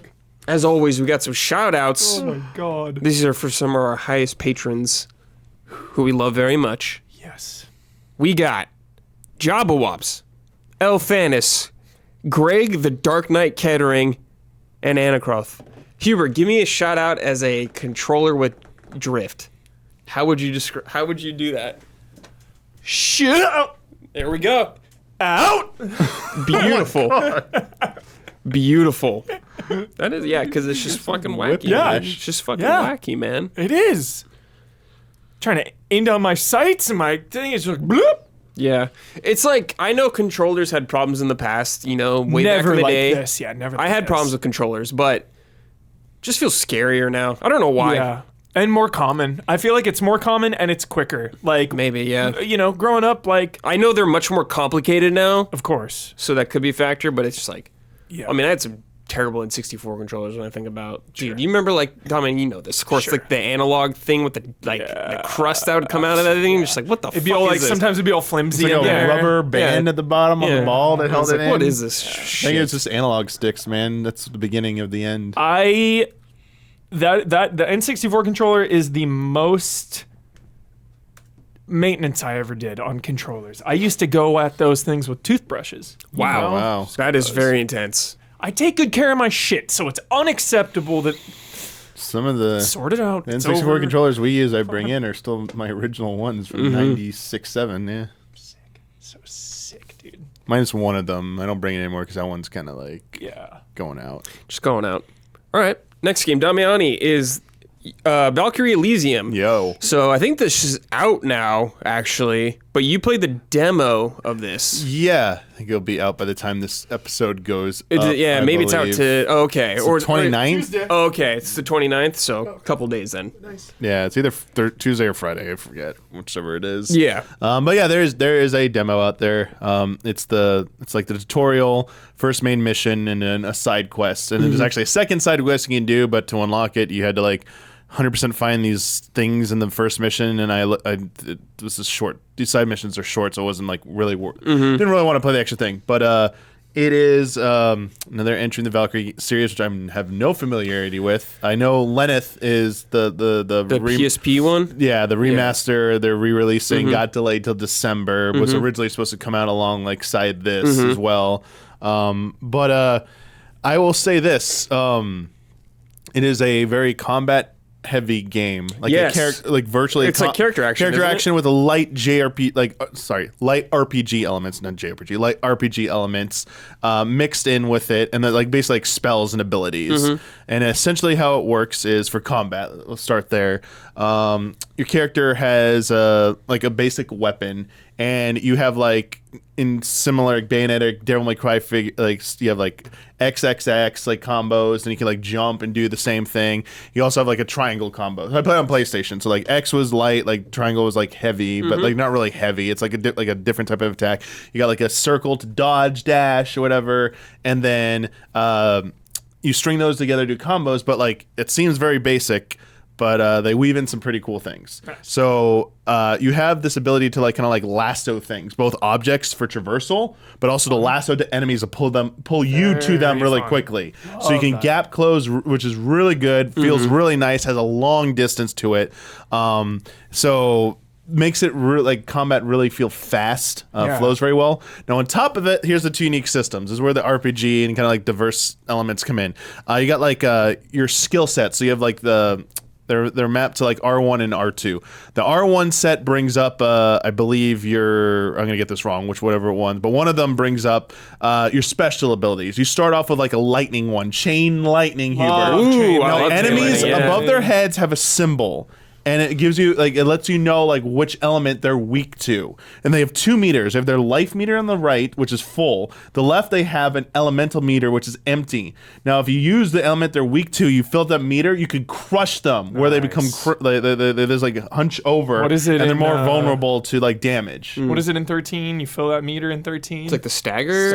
It's like sort of like it's kind of like this sort of the same thing. Cool. And that costs resource. So you have your own health meter, and then you have these like 3 like diamond shaped things under here, and like it costs. Those diamond things. It costs those diamond things, and by doing attacks and stuff, you like combos, you build it up, or you can use items. So there are items. There's healing items. There's like the action point restore. You can use one of those items. There's like temporary damage boost items you can use. So like you got like your left D-pad, which toggles between items, as well as you can get multiple weapons eventually. The demo gives you 2 different swords. The main mission rewards you with a secondary kind of like rapier, where you have like more of a regular like kind of like normal sword for like your default weapon. Need that halberd. And you can toggle between them, but like not really mid combo or anything like that. At least as far as I was able to. Yeah. Maybe that's down the line. They have some kind of like switching between weapons. Sure, yeah. But the other part of it, so like you can use elements like you can do chain lightning. Some like you toss fireballs. You eventually get like you could shoot out like a ice like arcane blast, ice arcane blast, so it goes out in multiple directions to freeze enemies. You get like a holy dash eventually, and like just like using those to like crush enemies and like wreck them is kind of nice, but like eventually the enemy count gets pretty high, so like you kind of want to use it because just simply doing like straight combos, some enemies get like armor, so like you're not going to break through it with your normal stuff, so like they wind up their attack, but like you can purchase upgrades to 3 different categories: offense, defense, and like healing support. Some of them are just straight like attack increase, magic increase, so you take less damage. Others are new moves and abilities. So for example, you can get like one of the first support upgrades is double jump. Okay. Some of the like defensive ones is like if you perfect dodge, you get a slowdown. If you perfect parry, you do have a block button as well. So you do like a perfect block, you get like kind of like a counter that you can do. There are gems that enemies leave behind. Plus in the environment, there are boxes to break or treasure chests, and they sometimes give you those usable items. Some of them they give you these gems, and you spend those gems to upgrade those abilities in those 3 categories. Also, you can upgrade your weapon. This is why I was asking in DioField, because each weapon starts at G rank, and I think they go up to either A or S. Okay. And you spend that currency to enhance them, and they get like combos get extended out based on that. So like instead of doing square 4 times, you can do square 5 times now, and I'll like link in a combo. So it just everything filters into making you more powerful. One of the abilities was like a finisher move when they're low enough health. You do like a down stab and kind of like finish them. Another one was blood like spray. What? No blood because you're purifying souls. You're a Valkyrie. So like story wise, it's like Norse stuff. Odin Allfather got into a big fight with Fenrir for like it was like destroying all the worlds and stuff because there's like Asgard, Midgard, Niflheim, like the 3 layers of the world, and their war was like spilling over into all of them. And then like there's threatening to destroy everything, and then like they both mortally wounded each other. And the fight ended, but then it triggered Ragnarok, and Ragnarok's in progress. But like in his last effort, Odin decides to create a new breed of gods, and you're the first Valkyrie forged. And it's like you're going to purify these souls and help soothe the world so that it can avoid Ragnarok. Final boss is Kratos. Yeah, yeah. So it's barking up that tree. Definitely barking up that tree. The other cool thing, so you have like your sport, like you have 4 usable special abilities. You unlock more later on, and you can mix and match. Like you swap out ones which as you feel like they're useful. The other thing you get are like summons. Like summon allies to fight with you. And they're called the Einhinder or whatever. Sorry, I don't know how to pronounce it, but like it's like these divine, like these purified spirits will now fight alongside you. Love that. And they each also have an elemental affinity. And you can kind of combine them they will enhance your special attacks as well. So like you can now like double up on that, or you can change an element like you have like the chain lightning, but you could like summon your frost person. So now the lightning will actually do frost. Like on that and actually do that. This stuff is really cool, and then they also fight alongside you, so they're doing like more damage with you. So like it's so feels really good. The unfortunate thing is in the demo, they're only available in the tutorial area, and then once you go to the main mission, you don't have access to them anymore. So a little unfortunate. I didn't get to really play around with that a little bit more. But it sounds like it feels. So really I will good say to this: play, I feel like Damiani. the combat is actually pretty That's what good. I've heard. Yeah, I think it's pretty good. Shit. I wish the rest of the game from the demo would keep up with it in terms of visuals. We were talking about the cutscenes at DioField. When it's not pre-rendered. It's all in-game models. When it does the cutscenes, it looks really good. Actually, like it does look like it's a higher-end game, not like cutting edge, but like it looks like it has some budget.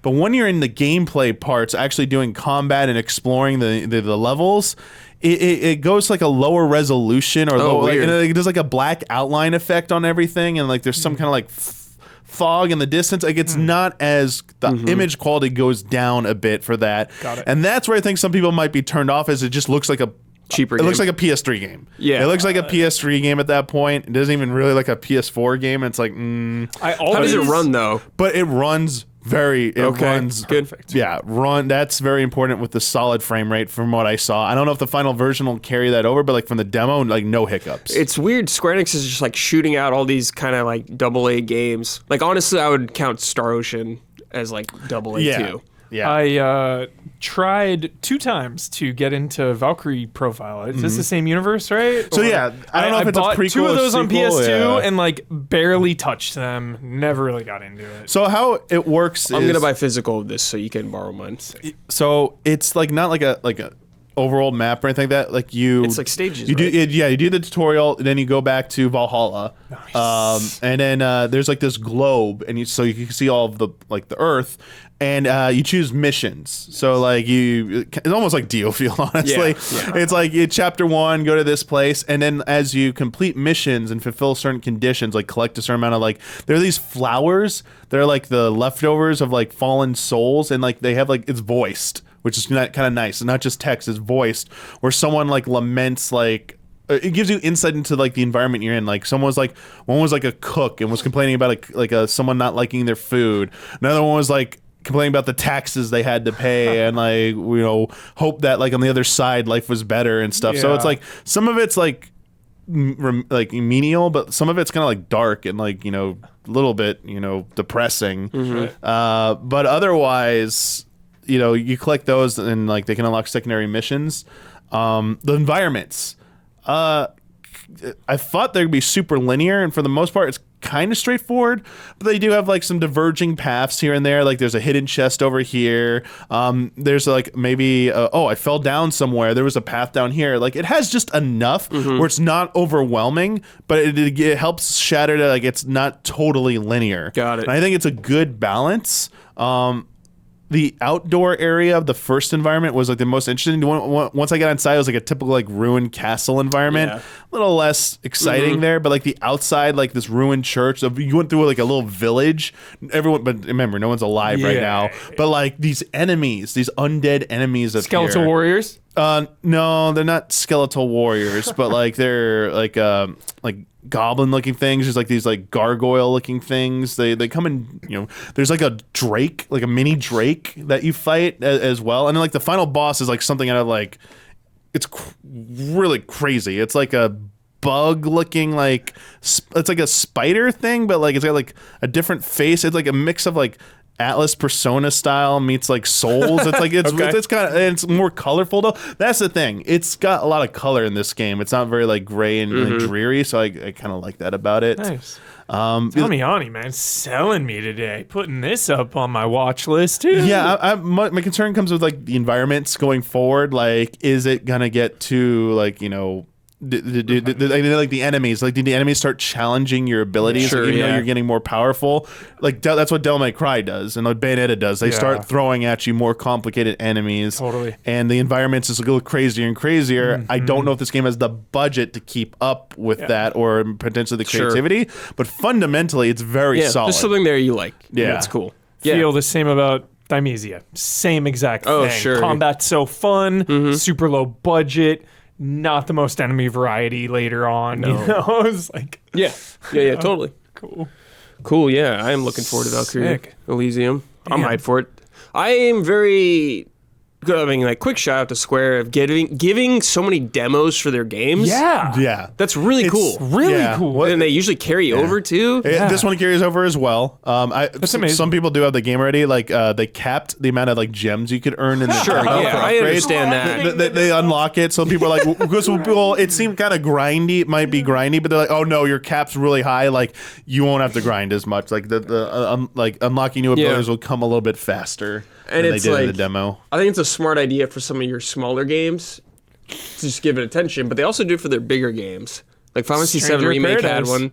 Stranger of Paradise. I hope 16 will have one. I'm hoping. Yes. So, yeah. Cool. I mean, big bosses. Like there's like a giant, like there's one at the end of the tutorial, like there's like giant golem looking thing, and in the end, like the one I described at the end of the first mission. And the side quest was something about like a little girl who wanted to go meet her mom, but in the afterlife, but like didn't want to leave until she found a ring. So you find the ring for her, and then like you can purify her soul, and she's all happy at the end. She's like, "Oh, thank you! I can finally go see my mom and stuff." So it's like hoping those side stories. It felt a little bit like all these flowers you're picking up that give you like the insight into these fallen souls, like kind of near-ish a little bit, like in the delivery and the tone, but. I don't think, obviously, not the same philosophy. Right. But it felt like serious and it felt decently delivered. So cool. It was kind of enjoyable. Glad to hear.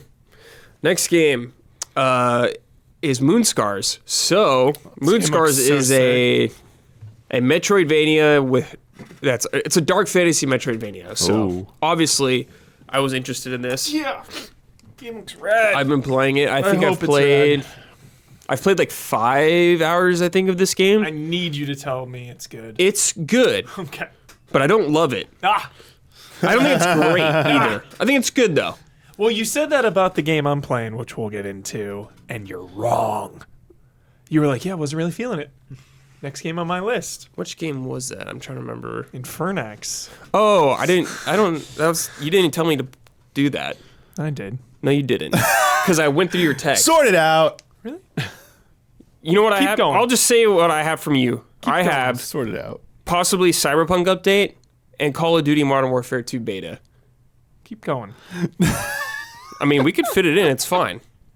Keep going. Okay, anyways, Moonscars. Moonscars is 100% exactly what you'd expect from a Metroidvania. You go through an area, some shortcuts, all that good stuff. Totally fine, cool stuff like that. What is he? All caps. Infernax is capped. When we see it. What is this? Right there. That's the receipt. So, so you wanted to bring like 5 games to Frame Trap? Well, the question mark was like maybe those. Okay. Well, you give me question marks or shit or exclamations. We could talk about Infernax. That's fine. Okay. I'm not wrong about that game. I'm sorry to derail this shit. Anyways. Start over, please. Please. It's fine. Moonscars. Okay. Metroidvania, dark fantasy Metroidvania. You play as this like clay like you turn into this clay like being, okay? So you're going through these environments. Right off the bat, okay? Criticism I have of this game. Yeah. I get it. It's a dark fantasy game. I get it. Oh god. It's very gray. The entire game is very gray. God. Like a constant. If you're into that, that's cool. Yeah. It's very gray. I'm like, all right. Salt and Sanctuary kind of just like the same color the whole damn thing. I mean, it like the environments are different variety, but everything has a gray throughout it. I would say, kind of thing like that. Got it. But so yeah, it's your basic Metroidvania. You have a sword, like a basic attack. You have a parry you can do. You can see like when an enemy's going to do a parry, they kind of like flash red. There's like a little flash of red, so you know you can parry it. Fine, cool, good stuff. Feels stuff. You have also in your arsenal, I think that's called witchcraft or witcheries or something they're spells. Okay, so one of the ones you start with is just like a blast kind of thing, but one I use now is poison. I have this poison little dude that comes with me and he just shoots poison at people. I'm like, okay, cool. And what's cool about it is so to do this you have like a meter. It's like I forgot what it's called, but you have a meter anyway. So you use it, you use a spell, it goes down your meter. Okay. You also use this meter to heal. The same meter. The same meter, okay? But here's the thing. So you use your meter, you do a spell, it goes down. However, there's like an indicator of your meter still that you can use to heal. So it's like, let's say you use half your meter. The half you just used will be red, letting you know you can still use that to heal. But you can't use it to cast a spell. Oh. So it's like you kind of share the same meter, but you kind of don't. Cool. And to get this meter, you just hit guys and it goes back up. Fine. Cool stuff. I like that. Yeah. One thing I don't like about this game is, so the bonfire S system or like the checkpoint system, they're these mirrors. It's cool. You go to these mirrors, you go into this mirror, it's like your little hub area. There's guys you can talk to and like stuff you could buy from them. Cool vibe. The story is very like, yeah, it's cool. It's a very like dark. The story is like, I'm having a hard time remembering it all. It's like, a lot of these characters are saying shit to me and it seems like nonsense most of the time, but it's like dropping you into deep lore. And yeah, like, there's what? a cat that's talking to you a lot. I'm like, I don't know what the fuck's going on, but whatever. I missed it. It's fine. Totally fine. Okay. But you go to these mirrors, and every time you come out of a mirror, you have to fight a doppelganger of yourself. Okay? Yeah. Fine a couple times. I'm very sick of this. I'm very sick of this. I think this is too much. Yeah. I think this game has too many mechanics for its own good kind of thing. Got it. Needed It's an not. editor. It's not like an insanely hard fight or anything like that. But it's just like every time. Like, I know I just got to fight this thing. I'm like, okay, whatever. Yeah. But throughout, when you like defeat these enemies, you get a sub weapon you can use, and it's like kind of randomized. Like one of them's like a sword that does like a AOE slash, but it poison them. So one of them's like a lance you can do, and I think it'll stun them or something like that. But when you do this, you have this ability. Okay, when you go in the mirror, you lose it, and your doppelganger has it. And you have to fight him, then you'll have to get it back again. Oh. So it feels like kind of like a permanent weapon, but it's not all the time, and it's just kind of weird. I wish they just made it permanent for you the whole time and just let you choose. Yeah. There's also this mechanic of when you kill guys, you unlock like a bonus. It kind of reminds me of like a little roguelite element almost. Like you kill guys and it levels up this thing. When you level it up, you get a random buff. Nice. There's like 3 you could pick from. That's permanent? No. No. So it's like one of them is when you die, you lose it. When you die, you lose it. But it's like if you keep going, cool, you can get like 10% more crit. Something like that, or like something that'll like give you more mana for your casting. But if you die, you lose it. So it's like a little bit of progression, just a tiny bit, but it's fine, but you lose it, and it's like, okay, whatever. Yeah. But there's also this thing when when you go, you're fighting guys, you die, okay? You die. This like red moon comes up on your just like your screen, letting you know it's like, okay, enemies I think are going to be a little tougher, but you'll get more rewards from them, a little more. So that comes up every time you die, and you can reset it by using an item. Sounds like world tendency but shit. But here's the thing. Something. Yes, what? I have not even bothered to get rid of it. I did it like once or twice, and I was like, I don't even need to do this kind of thing like that. Because they're not much harder? Yeah, they're not much harder. I was like, whatever. It didn't impact me at all. It's just a mechanic in the game where I'm not even thinking about it anymore. Got it. Yeah.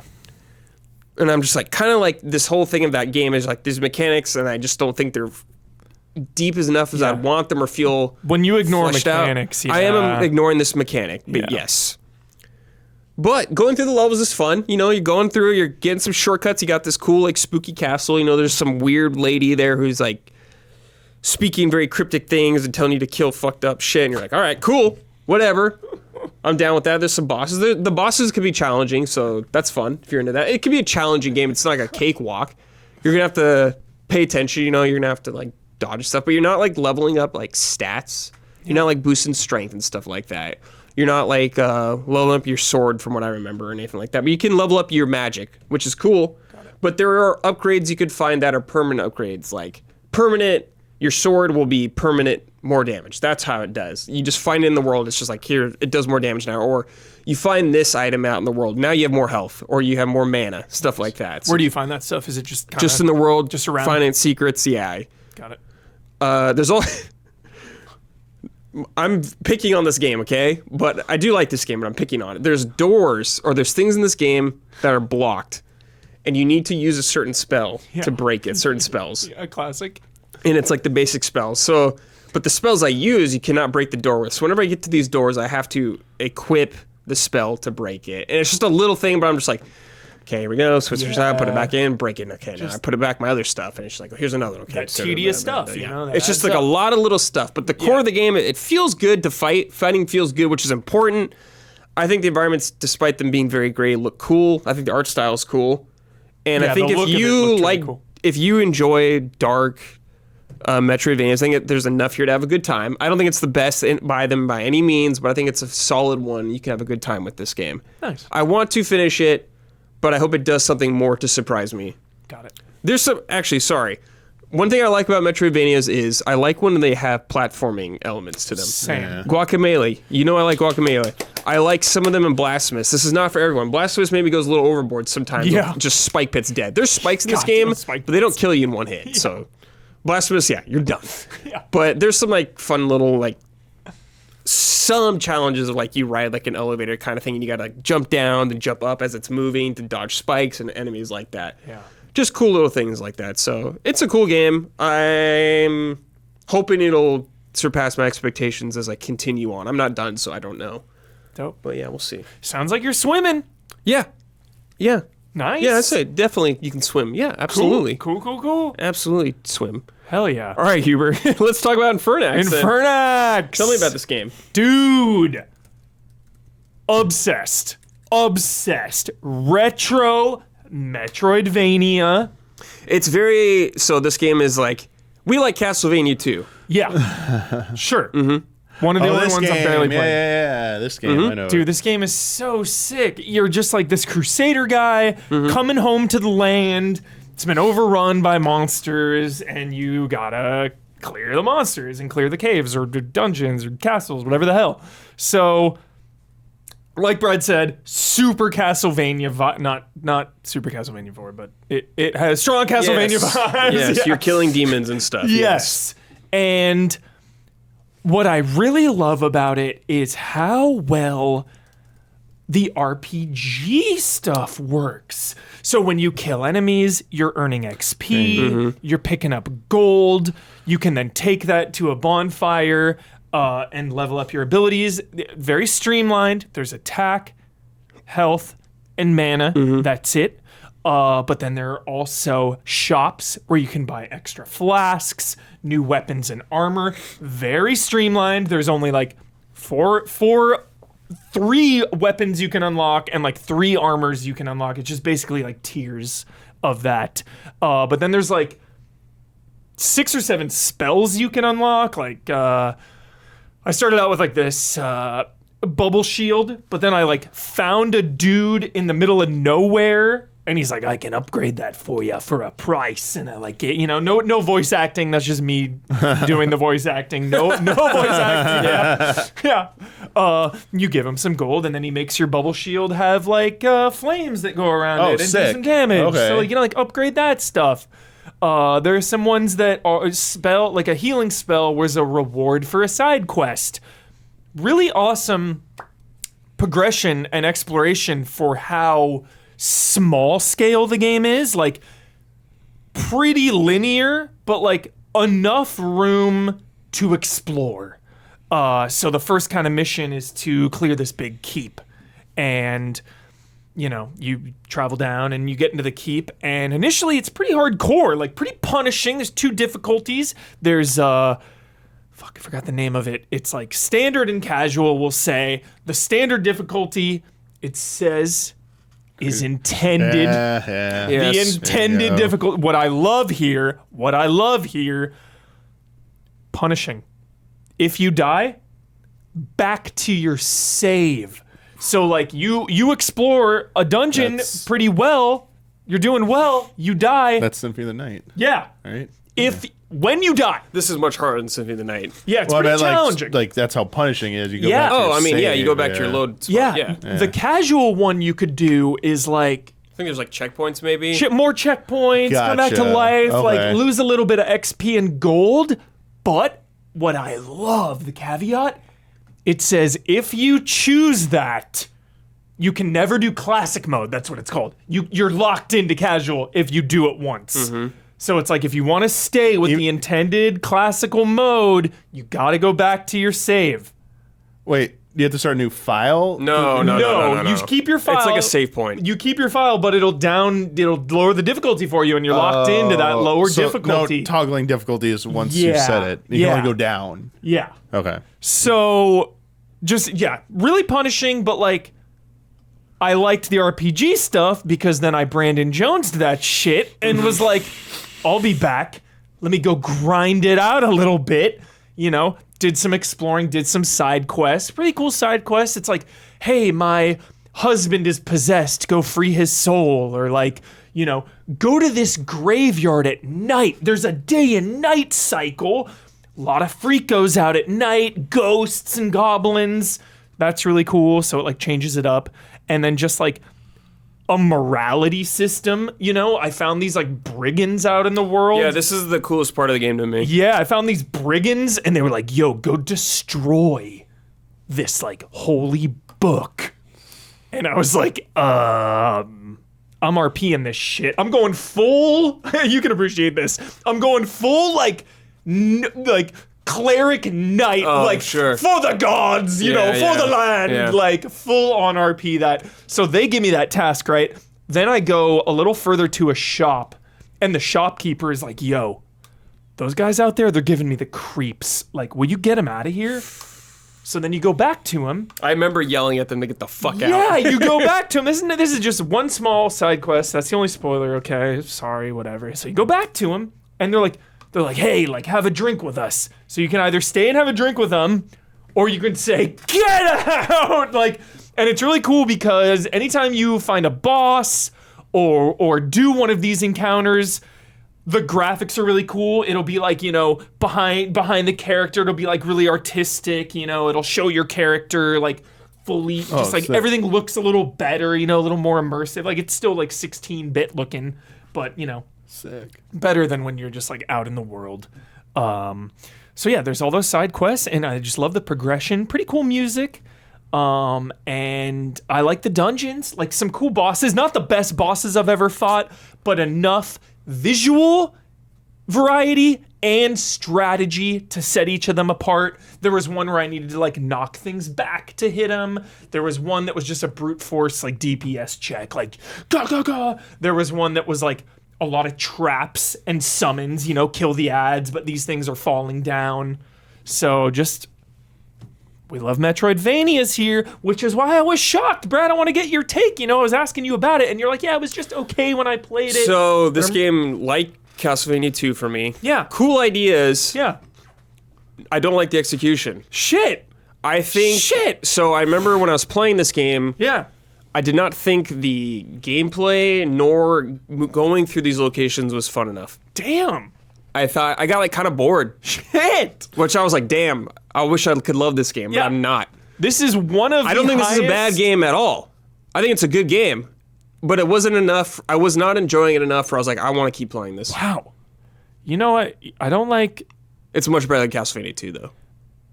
the current trend of society where everything is a number. What's the score? Rotten Tomatoes, 90 on Metacritic, whatever. But I was just going through the top rated games of the year to see maybe what I've missed. This is one of the highest reviewed games of the year, Brad. What did it have? 86 or something. Wow. Phenomenal. Everyone I talk to loves Wow. it. I love it. I think you should give it another look. No, I won't. Okay. But I think you at home, Denied. All right. I think you at home should give it a look and This is decide for yourself. This is a gem. Don't skip it. I'm serious. I love this game. Brad doesn't love it. I don't. I'm loving it though. It's also a very gory game, It right? is, yes. That's from the trailer. It's very gory. So for me, that's where I kind of like, I'm not like, But not over the top. the trailer made it seem like it was It's- pretty yeah, it's excessive, pretty and I over was the top. like, I don't really need to, it's visually, it's not my Yes. style, so I was kind of turned off by that. One of the monsters But, had yeah. like a big Yeah. mouth in its belly, just like Yeah. freakos, sick freaks. I did like the morality, like the choices I thought were cool. Yeah. So maybe that's like the coolest aspect to me of this game to make it stand out. Yeah. But And then I it's got- I just don't like playing it. Damn. I just don't. Yeah, I just didn't enjoy it. I'm very surprised. It's like I'm very surprised. it could by have just that. been where I was at in my Yeah. mood, but I don't know, just something about it. Usually we can. Usually, we just like, know. We this- usually know exactly what each other loves. I'm like, oh, dude, Brad would love this. Yeah, I mean, shit. And you would I guess- think on paper this would be something I would enjoy. Yeah. Dang. But Yeah, classic Metroidvania stuff too. Found a skill where it's like now you can break these I blocks. think to get through, it will. so. I think the navigation of the world feels more like Castlevania 2 in its navigation, and less like a Metroidvania traditionally. I agree. It is, despite being Metroidvania, it is very linear. Yes. Yeah, it is very linear. It is for sure. Yeah. Yeah, you can roam around and explore, but like only to a very small degree. Yeah, pretty linear. Yeah. It's like prototype of a Yeah. Metroidvania. Like it's Yeah. not quite there, but It's like Castlevania it's like 2. it's laying like the foundations. Yeah. I get it. Like it comes off as more linear with branching than actually Yeah. like Yes. Totally. It's not about. It doesn't feel like you're exploring. Totally. And that was my only But- question to you, Huber. Was Yeah. you were saying one of the things was like grinding. Yeah. But you described doing a lot of activity, so it wasn't like remedial and boring. Yeah. But you said like side quests or go Yeah. around and do stuff. So it's like that makes me feel like exploration and doing stuff. So like The quests really alleviate the linearity of exploring because like you have this mission, and with the day and night cycle, that adds a little more depth and complexity to each of those side quests. It's like, go to this place at night, maybe go all the way over to this area, and then that person will send you somewhere. So that kind of helps with bringing the environment to life and kind of giving it more than just like, all right, I'm just clearing monsters going through. It's like, all right, I'm in this area. It kind of grounds me in it. all right, yeah, okay. Yeah. So, loving it. Clearly a little bit divisive, but So many Metroidvanias. No, I don't think it's clearly man. divisive. I'm just. It's me just and you, Just me, and me, you. yeah. Yeah. But eager to see if anyone checks it out. Let me know. Huber, I'm letting you pick one. Do you want to talk about I can talk about all three of these games in less than 2 minutes. They're all quick check Challenge, new segment. Huber's this? Well, okay. the Yeah. Think about me with timestamps. for sure. Two sentences for these two demos. Okay. Okay, Two quick demos. the Huber shotgun. Here Yeah. we go. Speaking of the shotgun, I played a couple rounds of Modern Warfare 2. One of our best weapons was Modern Warfare 1, that shotgun. Mm-hmm. I am happy to report Okay. the fucking shotgun in Modern Warfare 2 is absolutely incredible. This thing is incredible audio, visual design. I highly recommend anyone firing off some rounds with this There you thing. go. Crowd That's it. pleaser. All right. Crowd pleaser. You can talk to more. You can follow some YouTubers if you want some in-depth Modern Warfare stuff. One more thing: the Wulong demo. Oh, yeah, dude. You Played this demo. I wanted to. I just haven't had time. Dude, this thing was sick. Neo, super freaking hard games and so much loot. I just got burnt out of those games with the amount of loot and difficulty. It was just a little too much, too many numbers. Too many damn numbers in Neo, dude. Cool it with the math. It's like I'm doing homework anytime I played Neo. This stuff reduced a lot of that. Way more aggressive, I feel like, of a game. Kind of like Thamisia, Bloodborne-ish, where it's like more attack. Okay. Like you can like stun lock people, I was getting in there and just attacking, aggression. Oh. I would describe Neo as an aggressive game too. Yeah, but I remember I always struggled with the stamina and like the parrying and like sure. getting that meter back in Neo and shit. The key. Yeah. key pulls. Yeah. So it is aggressive, but a little more unforgiving. So there's not like stances like that? Not that I know. Yeah, Okay. yeah. Just some magic and like two weapons. Okay, I had cool. a big halberd and a sword and like a big spear thing and some fire. Is this Team Ninja? Yeah. Yeah. Okay. Yeah. Dude, I don't know how they make so many games. Yeah. So cool. Good impression with that demo. Sick. Cool. Yeah. Nice. Yeah, I wanted to play that. Yeah. It looked good. Yeah. Alrighty. It is time for some emails. If you want to send an email to this show, just gotta be followed up and join our Patreon. I'll post a thread there the Sunday before this show. So if you want to send one in, just submit it there. Sunday fun day. Breakfast with Brad. That's right. I'm gonna have breakfast with Brad. Doesn't that sound like a good Patreon tier? Don't make me do that. Breakfast with Brad, dude. All right, this one is from Soul Tab. This is a short one. Hi, allies. Longtime follower, first time asker. Nice. Why don't devs add the cut content when they release a remaster or remake version of the game? That's it. I would assume because if it's just a remaster, usually they have to finish that content. That cut content can come in varying degrees. It can be close to finished or very far from finished. Absolutely. Yeah. Yeah. Budget. They allocate a budget, and it's like that's not part of the budget. That's more Now, work. Yeah. that would be sick if a lot of games did that. I love when remasters maybe like spice it up a little more. That's cool. Yeah. Yeah, I mean, Like you told me in Demon Souls, right? Didn't they add a weapon or something? What was Yes, it? that's so the cool. remake, and that's Yeah. Blue Point. They did that with Shadow of the Colossus also. I Love that. Just a little something. Yeah. It takes work. It takes work. Xenoblade Chronicles Definitive Edition added the Bionis shoulder, which was a cut piece of Zone that people found out it existed, and it like was part of Future Connected, the extra mode they added in there. But, like, that took significant development. Yeah, that's a time lot of 'cause work. It wasn't completed. But like every cool. time this comes up, it's like either maybe the original developers aren't there and they don't feel comfortable completing work that wasn't finished, budget reasons, or maybe that stuff got worked into something else and like they don't feel a need to revisit it again. Yeah, many factors. Yeah, you hear film directors many times when they're asked about director's cuts.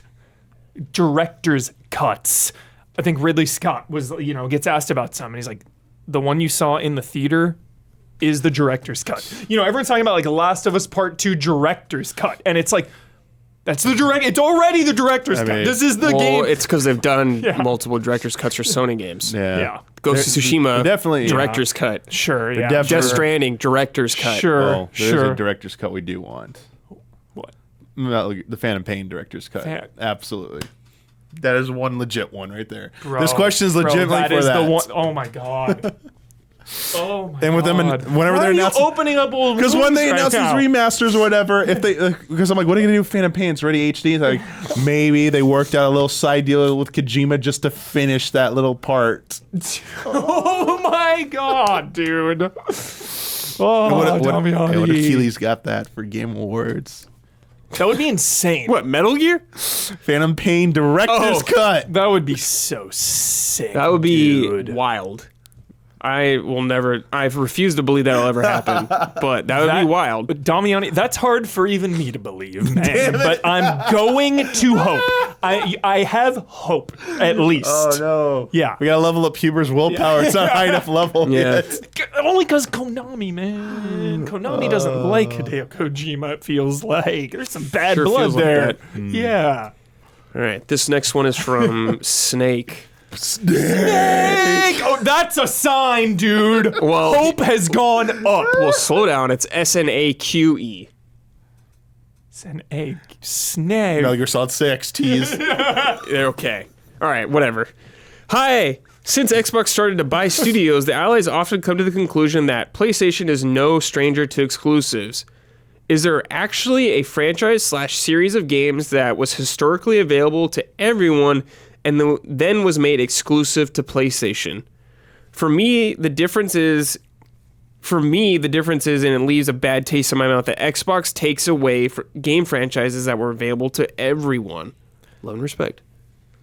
That I can't think of anything off the top of my head. Shot. Well, Wow. Permanently, no. But I mean, Final Fantasy went PlayStation for a long time. Yeah, because it was originally on Nintendo. Yeah, it was originally on Nintendo. Yeah. And PS1 era, it left Nintendo. Was on Great call. PS1, PS2 era, it was exclusive. And then PS3, 360 era, 13 broke that and went multi-platform Great again. call. That's a great Now, call. there were PC versions of some of those games, but in general, console-wise, it was exclusively locked to PlayStation. I think they're talking about like how, PlayStation had Elder Scrolls games.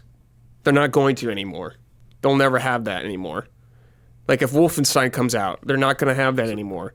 When Doom comes back, they're not going to have that anymore. So that's a game that maybe Microsoft snatched up that isn't going to be on PlayStation anymore, or reverse. Like what Microsoft, Something was on PlayStation's, Microsoft? Yeah, like if it was on Microsoft too. It was on both, like a series that was on both systems historically, and they Well, it. what did they? What's the one they just bought? For now, but like maybe no. Wasn't did they buy? Was it Bungie or was it? They bought Bungie, but that's gonna be on stuff still. Yeah, for I was now. gonna say like We'll that's have to for see now. for now.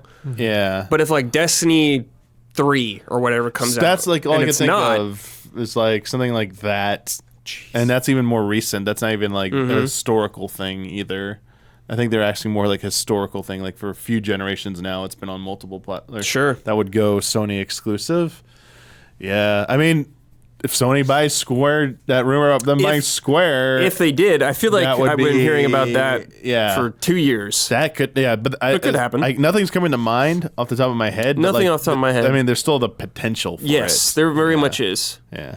Yeah, the most I can think of is like the exclusive Call of Duty shit or something, you know? Well, There's Microsoft had that always- too at a point. Yeah, it's always the seesaw battle. It's of that. undoing this gen, but Street Fighter 5 was Yes, that's true. for a generation. That's true, Street it Fighter was locked. That's to true, you're right, it was. PlayStation and PC.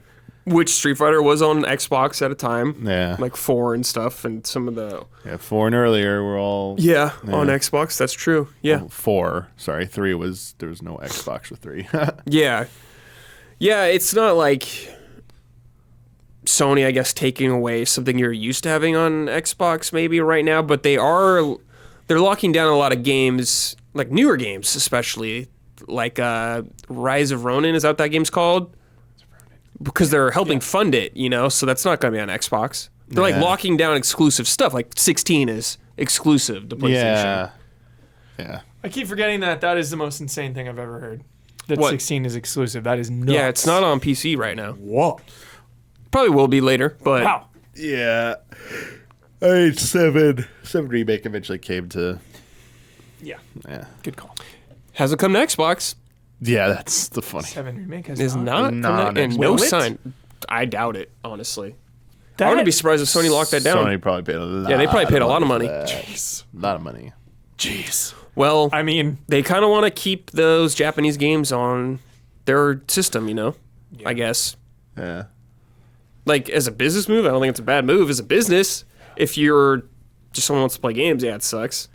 yeah, that's the side of video games that... There's two sides. I don't... There's two sides, business Brad and gamer Brad. Yeah, exactly. I don't like the business side.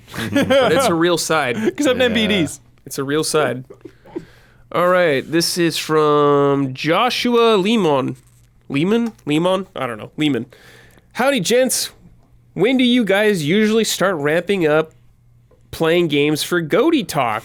I know there's a lot of smaller games that might get missed, like Norco, Citizen Sleeper, Nope. Vampire No, Survivors. No, I'm not going to miss those. Any Don't worry. plans on playing any of these? I played some of Yes. Vampire Survivors. I've It's got cool. them all installed already. Yeah, we'll have to look at the... And I'm waiting for Vampire Survivors to be a full release. We don't do early access. That's true. We don't. For I've been Goaties. waiting on that. Yeah, We don't. early for access does Goaties. not count. Yeah. Get it out of my face. Definitely need to see what categories we're going with this year. Well, I'll And, tell you. any We more, should have an early access award, maybe. any more word of mouth from you guys that you're playing for contenders because, yeah. I'll tell you. Me and Huber talk about Goaty nominations like when the year starts. Yeah, it's my favorite shit. It's my favorite shit. I think it's We're talking about that. Yeah, it is. I'm so passionate about Goaties because all the games get thrown into a pile. You know, they all get thrown in there, and we can all just talk about them. You know, from the highest budget Call of Duty to the low budget like Tinykin and stuff. Just like everything, you know, getting talked about in a constructive manner. You know, getting into it. It's so fun. It's nice to give shine to games that you think deserve it. Yes, I don't love believe in it. giving a game an award for just participation award or like, oh, you're different, so I'm going to give you an award thing. Like, I don't believe in that. But it is nice to like honor them if you can at least. My favorite is our top 10, our personal top 10. Oh, yeah, those are always fun. Then you get to throw in those sevens. Oh yeah. Oh yeah. Oh, yeah. Games that only like Yeah. I care about. Yes. Yeah. Stuff Norco like is that. absolutely one of my most anticipated and hyped to play before the year is Yes. over. I am so But hyped. it on is that. impossible for us to play everything. It's impossible. It's People impossible. will always have recommendations for us, and we cannot play everything. It's Yeah. just we cannot do it. It's impossible. I can play like 15 indies or Xenoblade 3. Like there needs to be a trade-off. Only 15 indies? 20. Like yeah. exactly. Yeah, there has to be a trade-off. Like I know that part can be frustrating, but it is just the reality of the situation for Goaties. Can only play so much. Sometimes you make the wrong choice. Sometimes I do make the wrong choice. And like Cyberpunk is it's a great time to be playing it. The Yeah, it zeitgeist is. Yeah, it's hot. The zeitgeist is like higher than it's ever been, even when the game came out. But it's an old game taking away from current Goaty talks. Mm-hmm. But I gotta play Cyberpunk. You know, I do what I gotta do. Well, you've been waiting a long time for that game, so it's fine. I waited. I think it's important. I think you and me get caught up this a lot. Is like we need to play stuff often for our own sake. Exactly. You know, gotta get a couple drops in here and there. Yeah, where we absolutely. dropping? Dead game thing in Fortnite. You see that? No, Dead game. no. That's the new thing they just introduced today. Something about dead game. Fortnite Fortnite? themselves in Yeah, it. Fortnite. It's like a shirt or whatever. Oh, that's funny. But like, I only saw the headline. Okay, Okay, I'll look like into the it, I'll dead look game pack, and I was Oh like, my god, That's funny. dead game. Oh, you haven't updated this week? Dead game. Yeah. All right. Final question is from Reptile Scorpio. Howdy, allies. This is for you, by the way. I chose this question because I know you've been talking about this. Huber talking about Cult of the Lamb on the last frame trap made me think about the golden year we have had for indies. The best year for indies ever. With so many, it can be hard to find time for them. What are some others you want to dig into before we hit GOTY discussions? Personally, I really want to try Inscription now that it hit PlayStation 5. Inscription is phenomenal. It was one of my favorite games last year, no question. Put it at the top of your list. I'm I actually this last year. Yeah. I'm actually Yes. gearing up this week, doing a 2-part episode of Huber Syndrome talking about indies, talking about some of my favorites. So you can check out those episodes coming to you soon. As far as some quick recommendations here, my top 2 and the biggest contenders against the juggernaut known as Elden Ring are Rogue Legacy 2 and Sifu. Absolutely. And then I want to give a shout out to Cult of the Lamb, Arcade Paradise. You know I love that one. Infernax I'm playing right now. And Ollie Ollie World. Some of the Other best. World, yeah. Love it. Love it. Love it so much. Power Wash Simulator. Power Wash Simulator. Power Wash Simulator and that Arcade indie game? Paradise, Yeah. dude. Yes. Well, labeling indie games is very tricky now. Yeah, it's not It's a little bit tricky. There's Yeah. different degrees of indie game. Yes. Sifu is a AAA indie game. It feels like it, but Slow Clap developed and published it, so I'm gonna throw it into that indie. That's a very discussion. high budget game, though. I feel It is. like. It is more high, but definitely more high budget Like than something Hades, like Infernax. Hades is an indie game, and that game is very high budget. Ori is. and Ori, that's- yes. Yeah, for But sure. yes, I know what Yeah, you're well, saying. second Yeah. Ori, I think people might have dropped the indie label for that one. Yeah. Oh, and like sure. the comment before, Norco and Citizen Sleeper, I haven't had the chance to play either of those, but I've heard they're phenomenal, and I will not miss those for sure. I'm just gonna And tell you. Dynasty is sick. Yes, so is cool. Swimming. I'm gonna tell you just to play Shovel Knight if you haven't played it. Like I'm sick of this shit. I'm sick of people not playing this game. Brad. And I'm just sick of Guacamelee. this. Sort it out, Please, everyone. And Guacamelee. Yeah, Throw that I'm in there just sick of too. it. Guacamelee 1 and 2, they're great. Yes. I'm just sick of this. Like, Please. y'all disgust me. Like, it's fucking ridiculous, man. Yeah. And if you haven't played Hollow Knight, Oh, that that's goes good. without Let's saying. Hollow Knight's Let's good. stop before we get angry. Real anger. Real anger will come out. Yeah, this year for indies is mind blowing. What's your favorite kind of indie Yeah. game, Damiani? What I do mean, you got? you're hyping up Tinykin here. I mean, yeah. Yeah. Rogue Legacy was till Tinykin came Sick. along. So for this year, if you're talking about like this You year. need to play more Rogue Legacy 2, though. I know how far you are. Yeah. Oh my god, I love it. But Tinykin just speaks to me like it's a personal thing. Yeah, okay. It's definitely come down to Alright. personal, and it's like Yeah. Tinykin definitely like it's very good. That's and part of and then, like if gaming. it comes push to come like they're both equally executed. It's like I prefer Tinykin Yeah. type of game. Personal preference. But yeah, Shovel Knight Dig absolutely need to put some time. I will into play that. Shovel Knight Dig 2. Yeah. yeah. Absolutely. Like Yes. sounding like love SteamWorld Dig 2. So Yes. Yeah. God, Steam World. I know we're due for another one, right? Quest was a while ago. Yeah, maybe. Maybe it was only a year ago or so. Games take a while to make. Hey, they were cranking them out there for a bit. Yeah. Yeah, no worry. We got one last. We got the year ends up with a nice little indie game, Crisis Core remastered. Huge. Yeah. Small little game. PSP, small little PSP game. I hate to bring it up. Is Silk Song supposed to be out this year? No. No. Okay. It said between now and next summer was the summer. Microsoft Yes. thing. So within a year from that. event. Yeah, so probably next year. Next. yeah, Silk Song.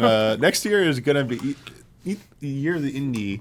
Yeah. Next year is just gonna be the year of like, get ready. Yeah. Like I think we were kind of lucky this year that like everyone seems to like love Elden Ring so much. It's like we got like a few more games that can maybe take a serious shot at it, and we'll have Yeah. that discussion. But the things that come out next year are supposed to come out next year, dude. Next year is gonna be tough. Yeah. Like just buckle up. Buckle up, dude. Tears of the Kingdom. Final Fantasy 16. Silk Song. Silk Song. Potentially Final Fantasy 7 Rebirth. Silk Song. Some big hitters there. Already. Pikmin 4. Resident Evil 4. Resident Evil 4. Resident Evil 4. Resident Evil 4. Let's go. Street Fighter 6. Street Fighter 6. With all that yeah. like single player stuff. Holy crap, Yeah. dude. So many games. Oh my Damn. god. That's the end of the show.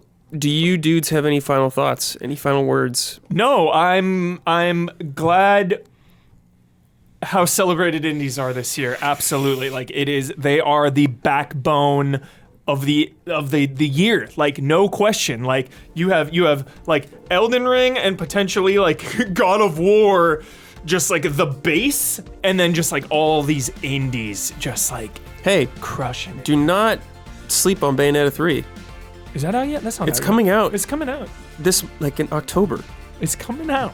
Don't Bayonetta sleep on 2 it. is a 10. You're already Man, writing it off. man, with Don't write it us, off. I like- forget about it. I keep forgetting about it. Don't forget The about it. industry is What? not going to Yeah. reward that game. Just, I know. Just We will. We will. Be Maybe prepared. we will. Be Maybe we will. prepared.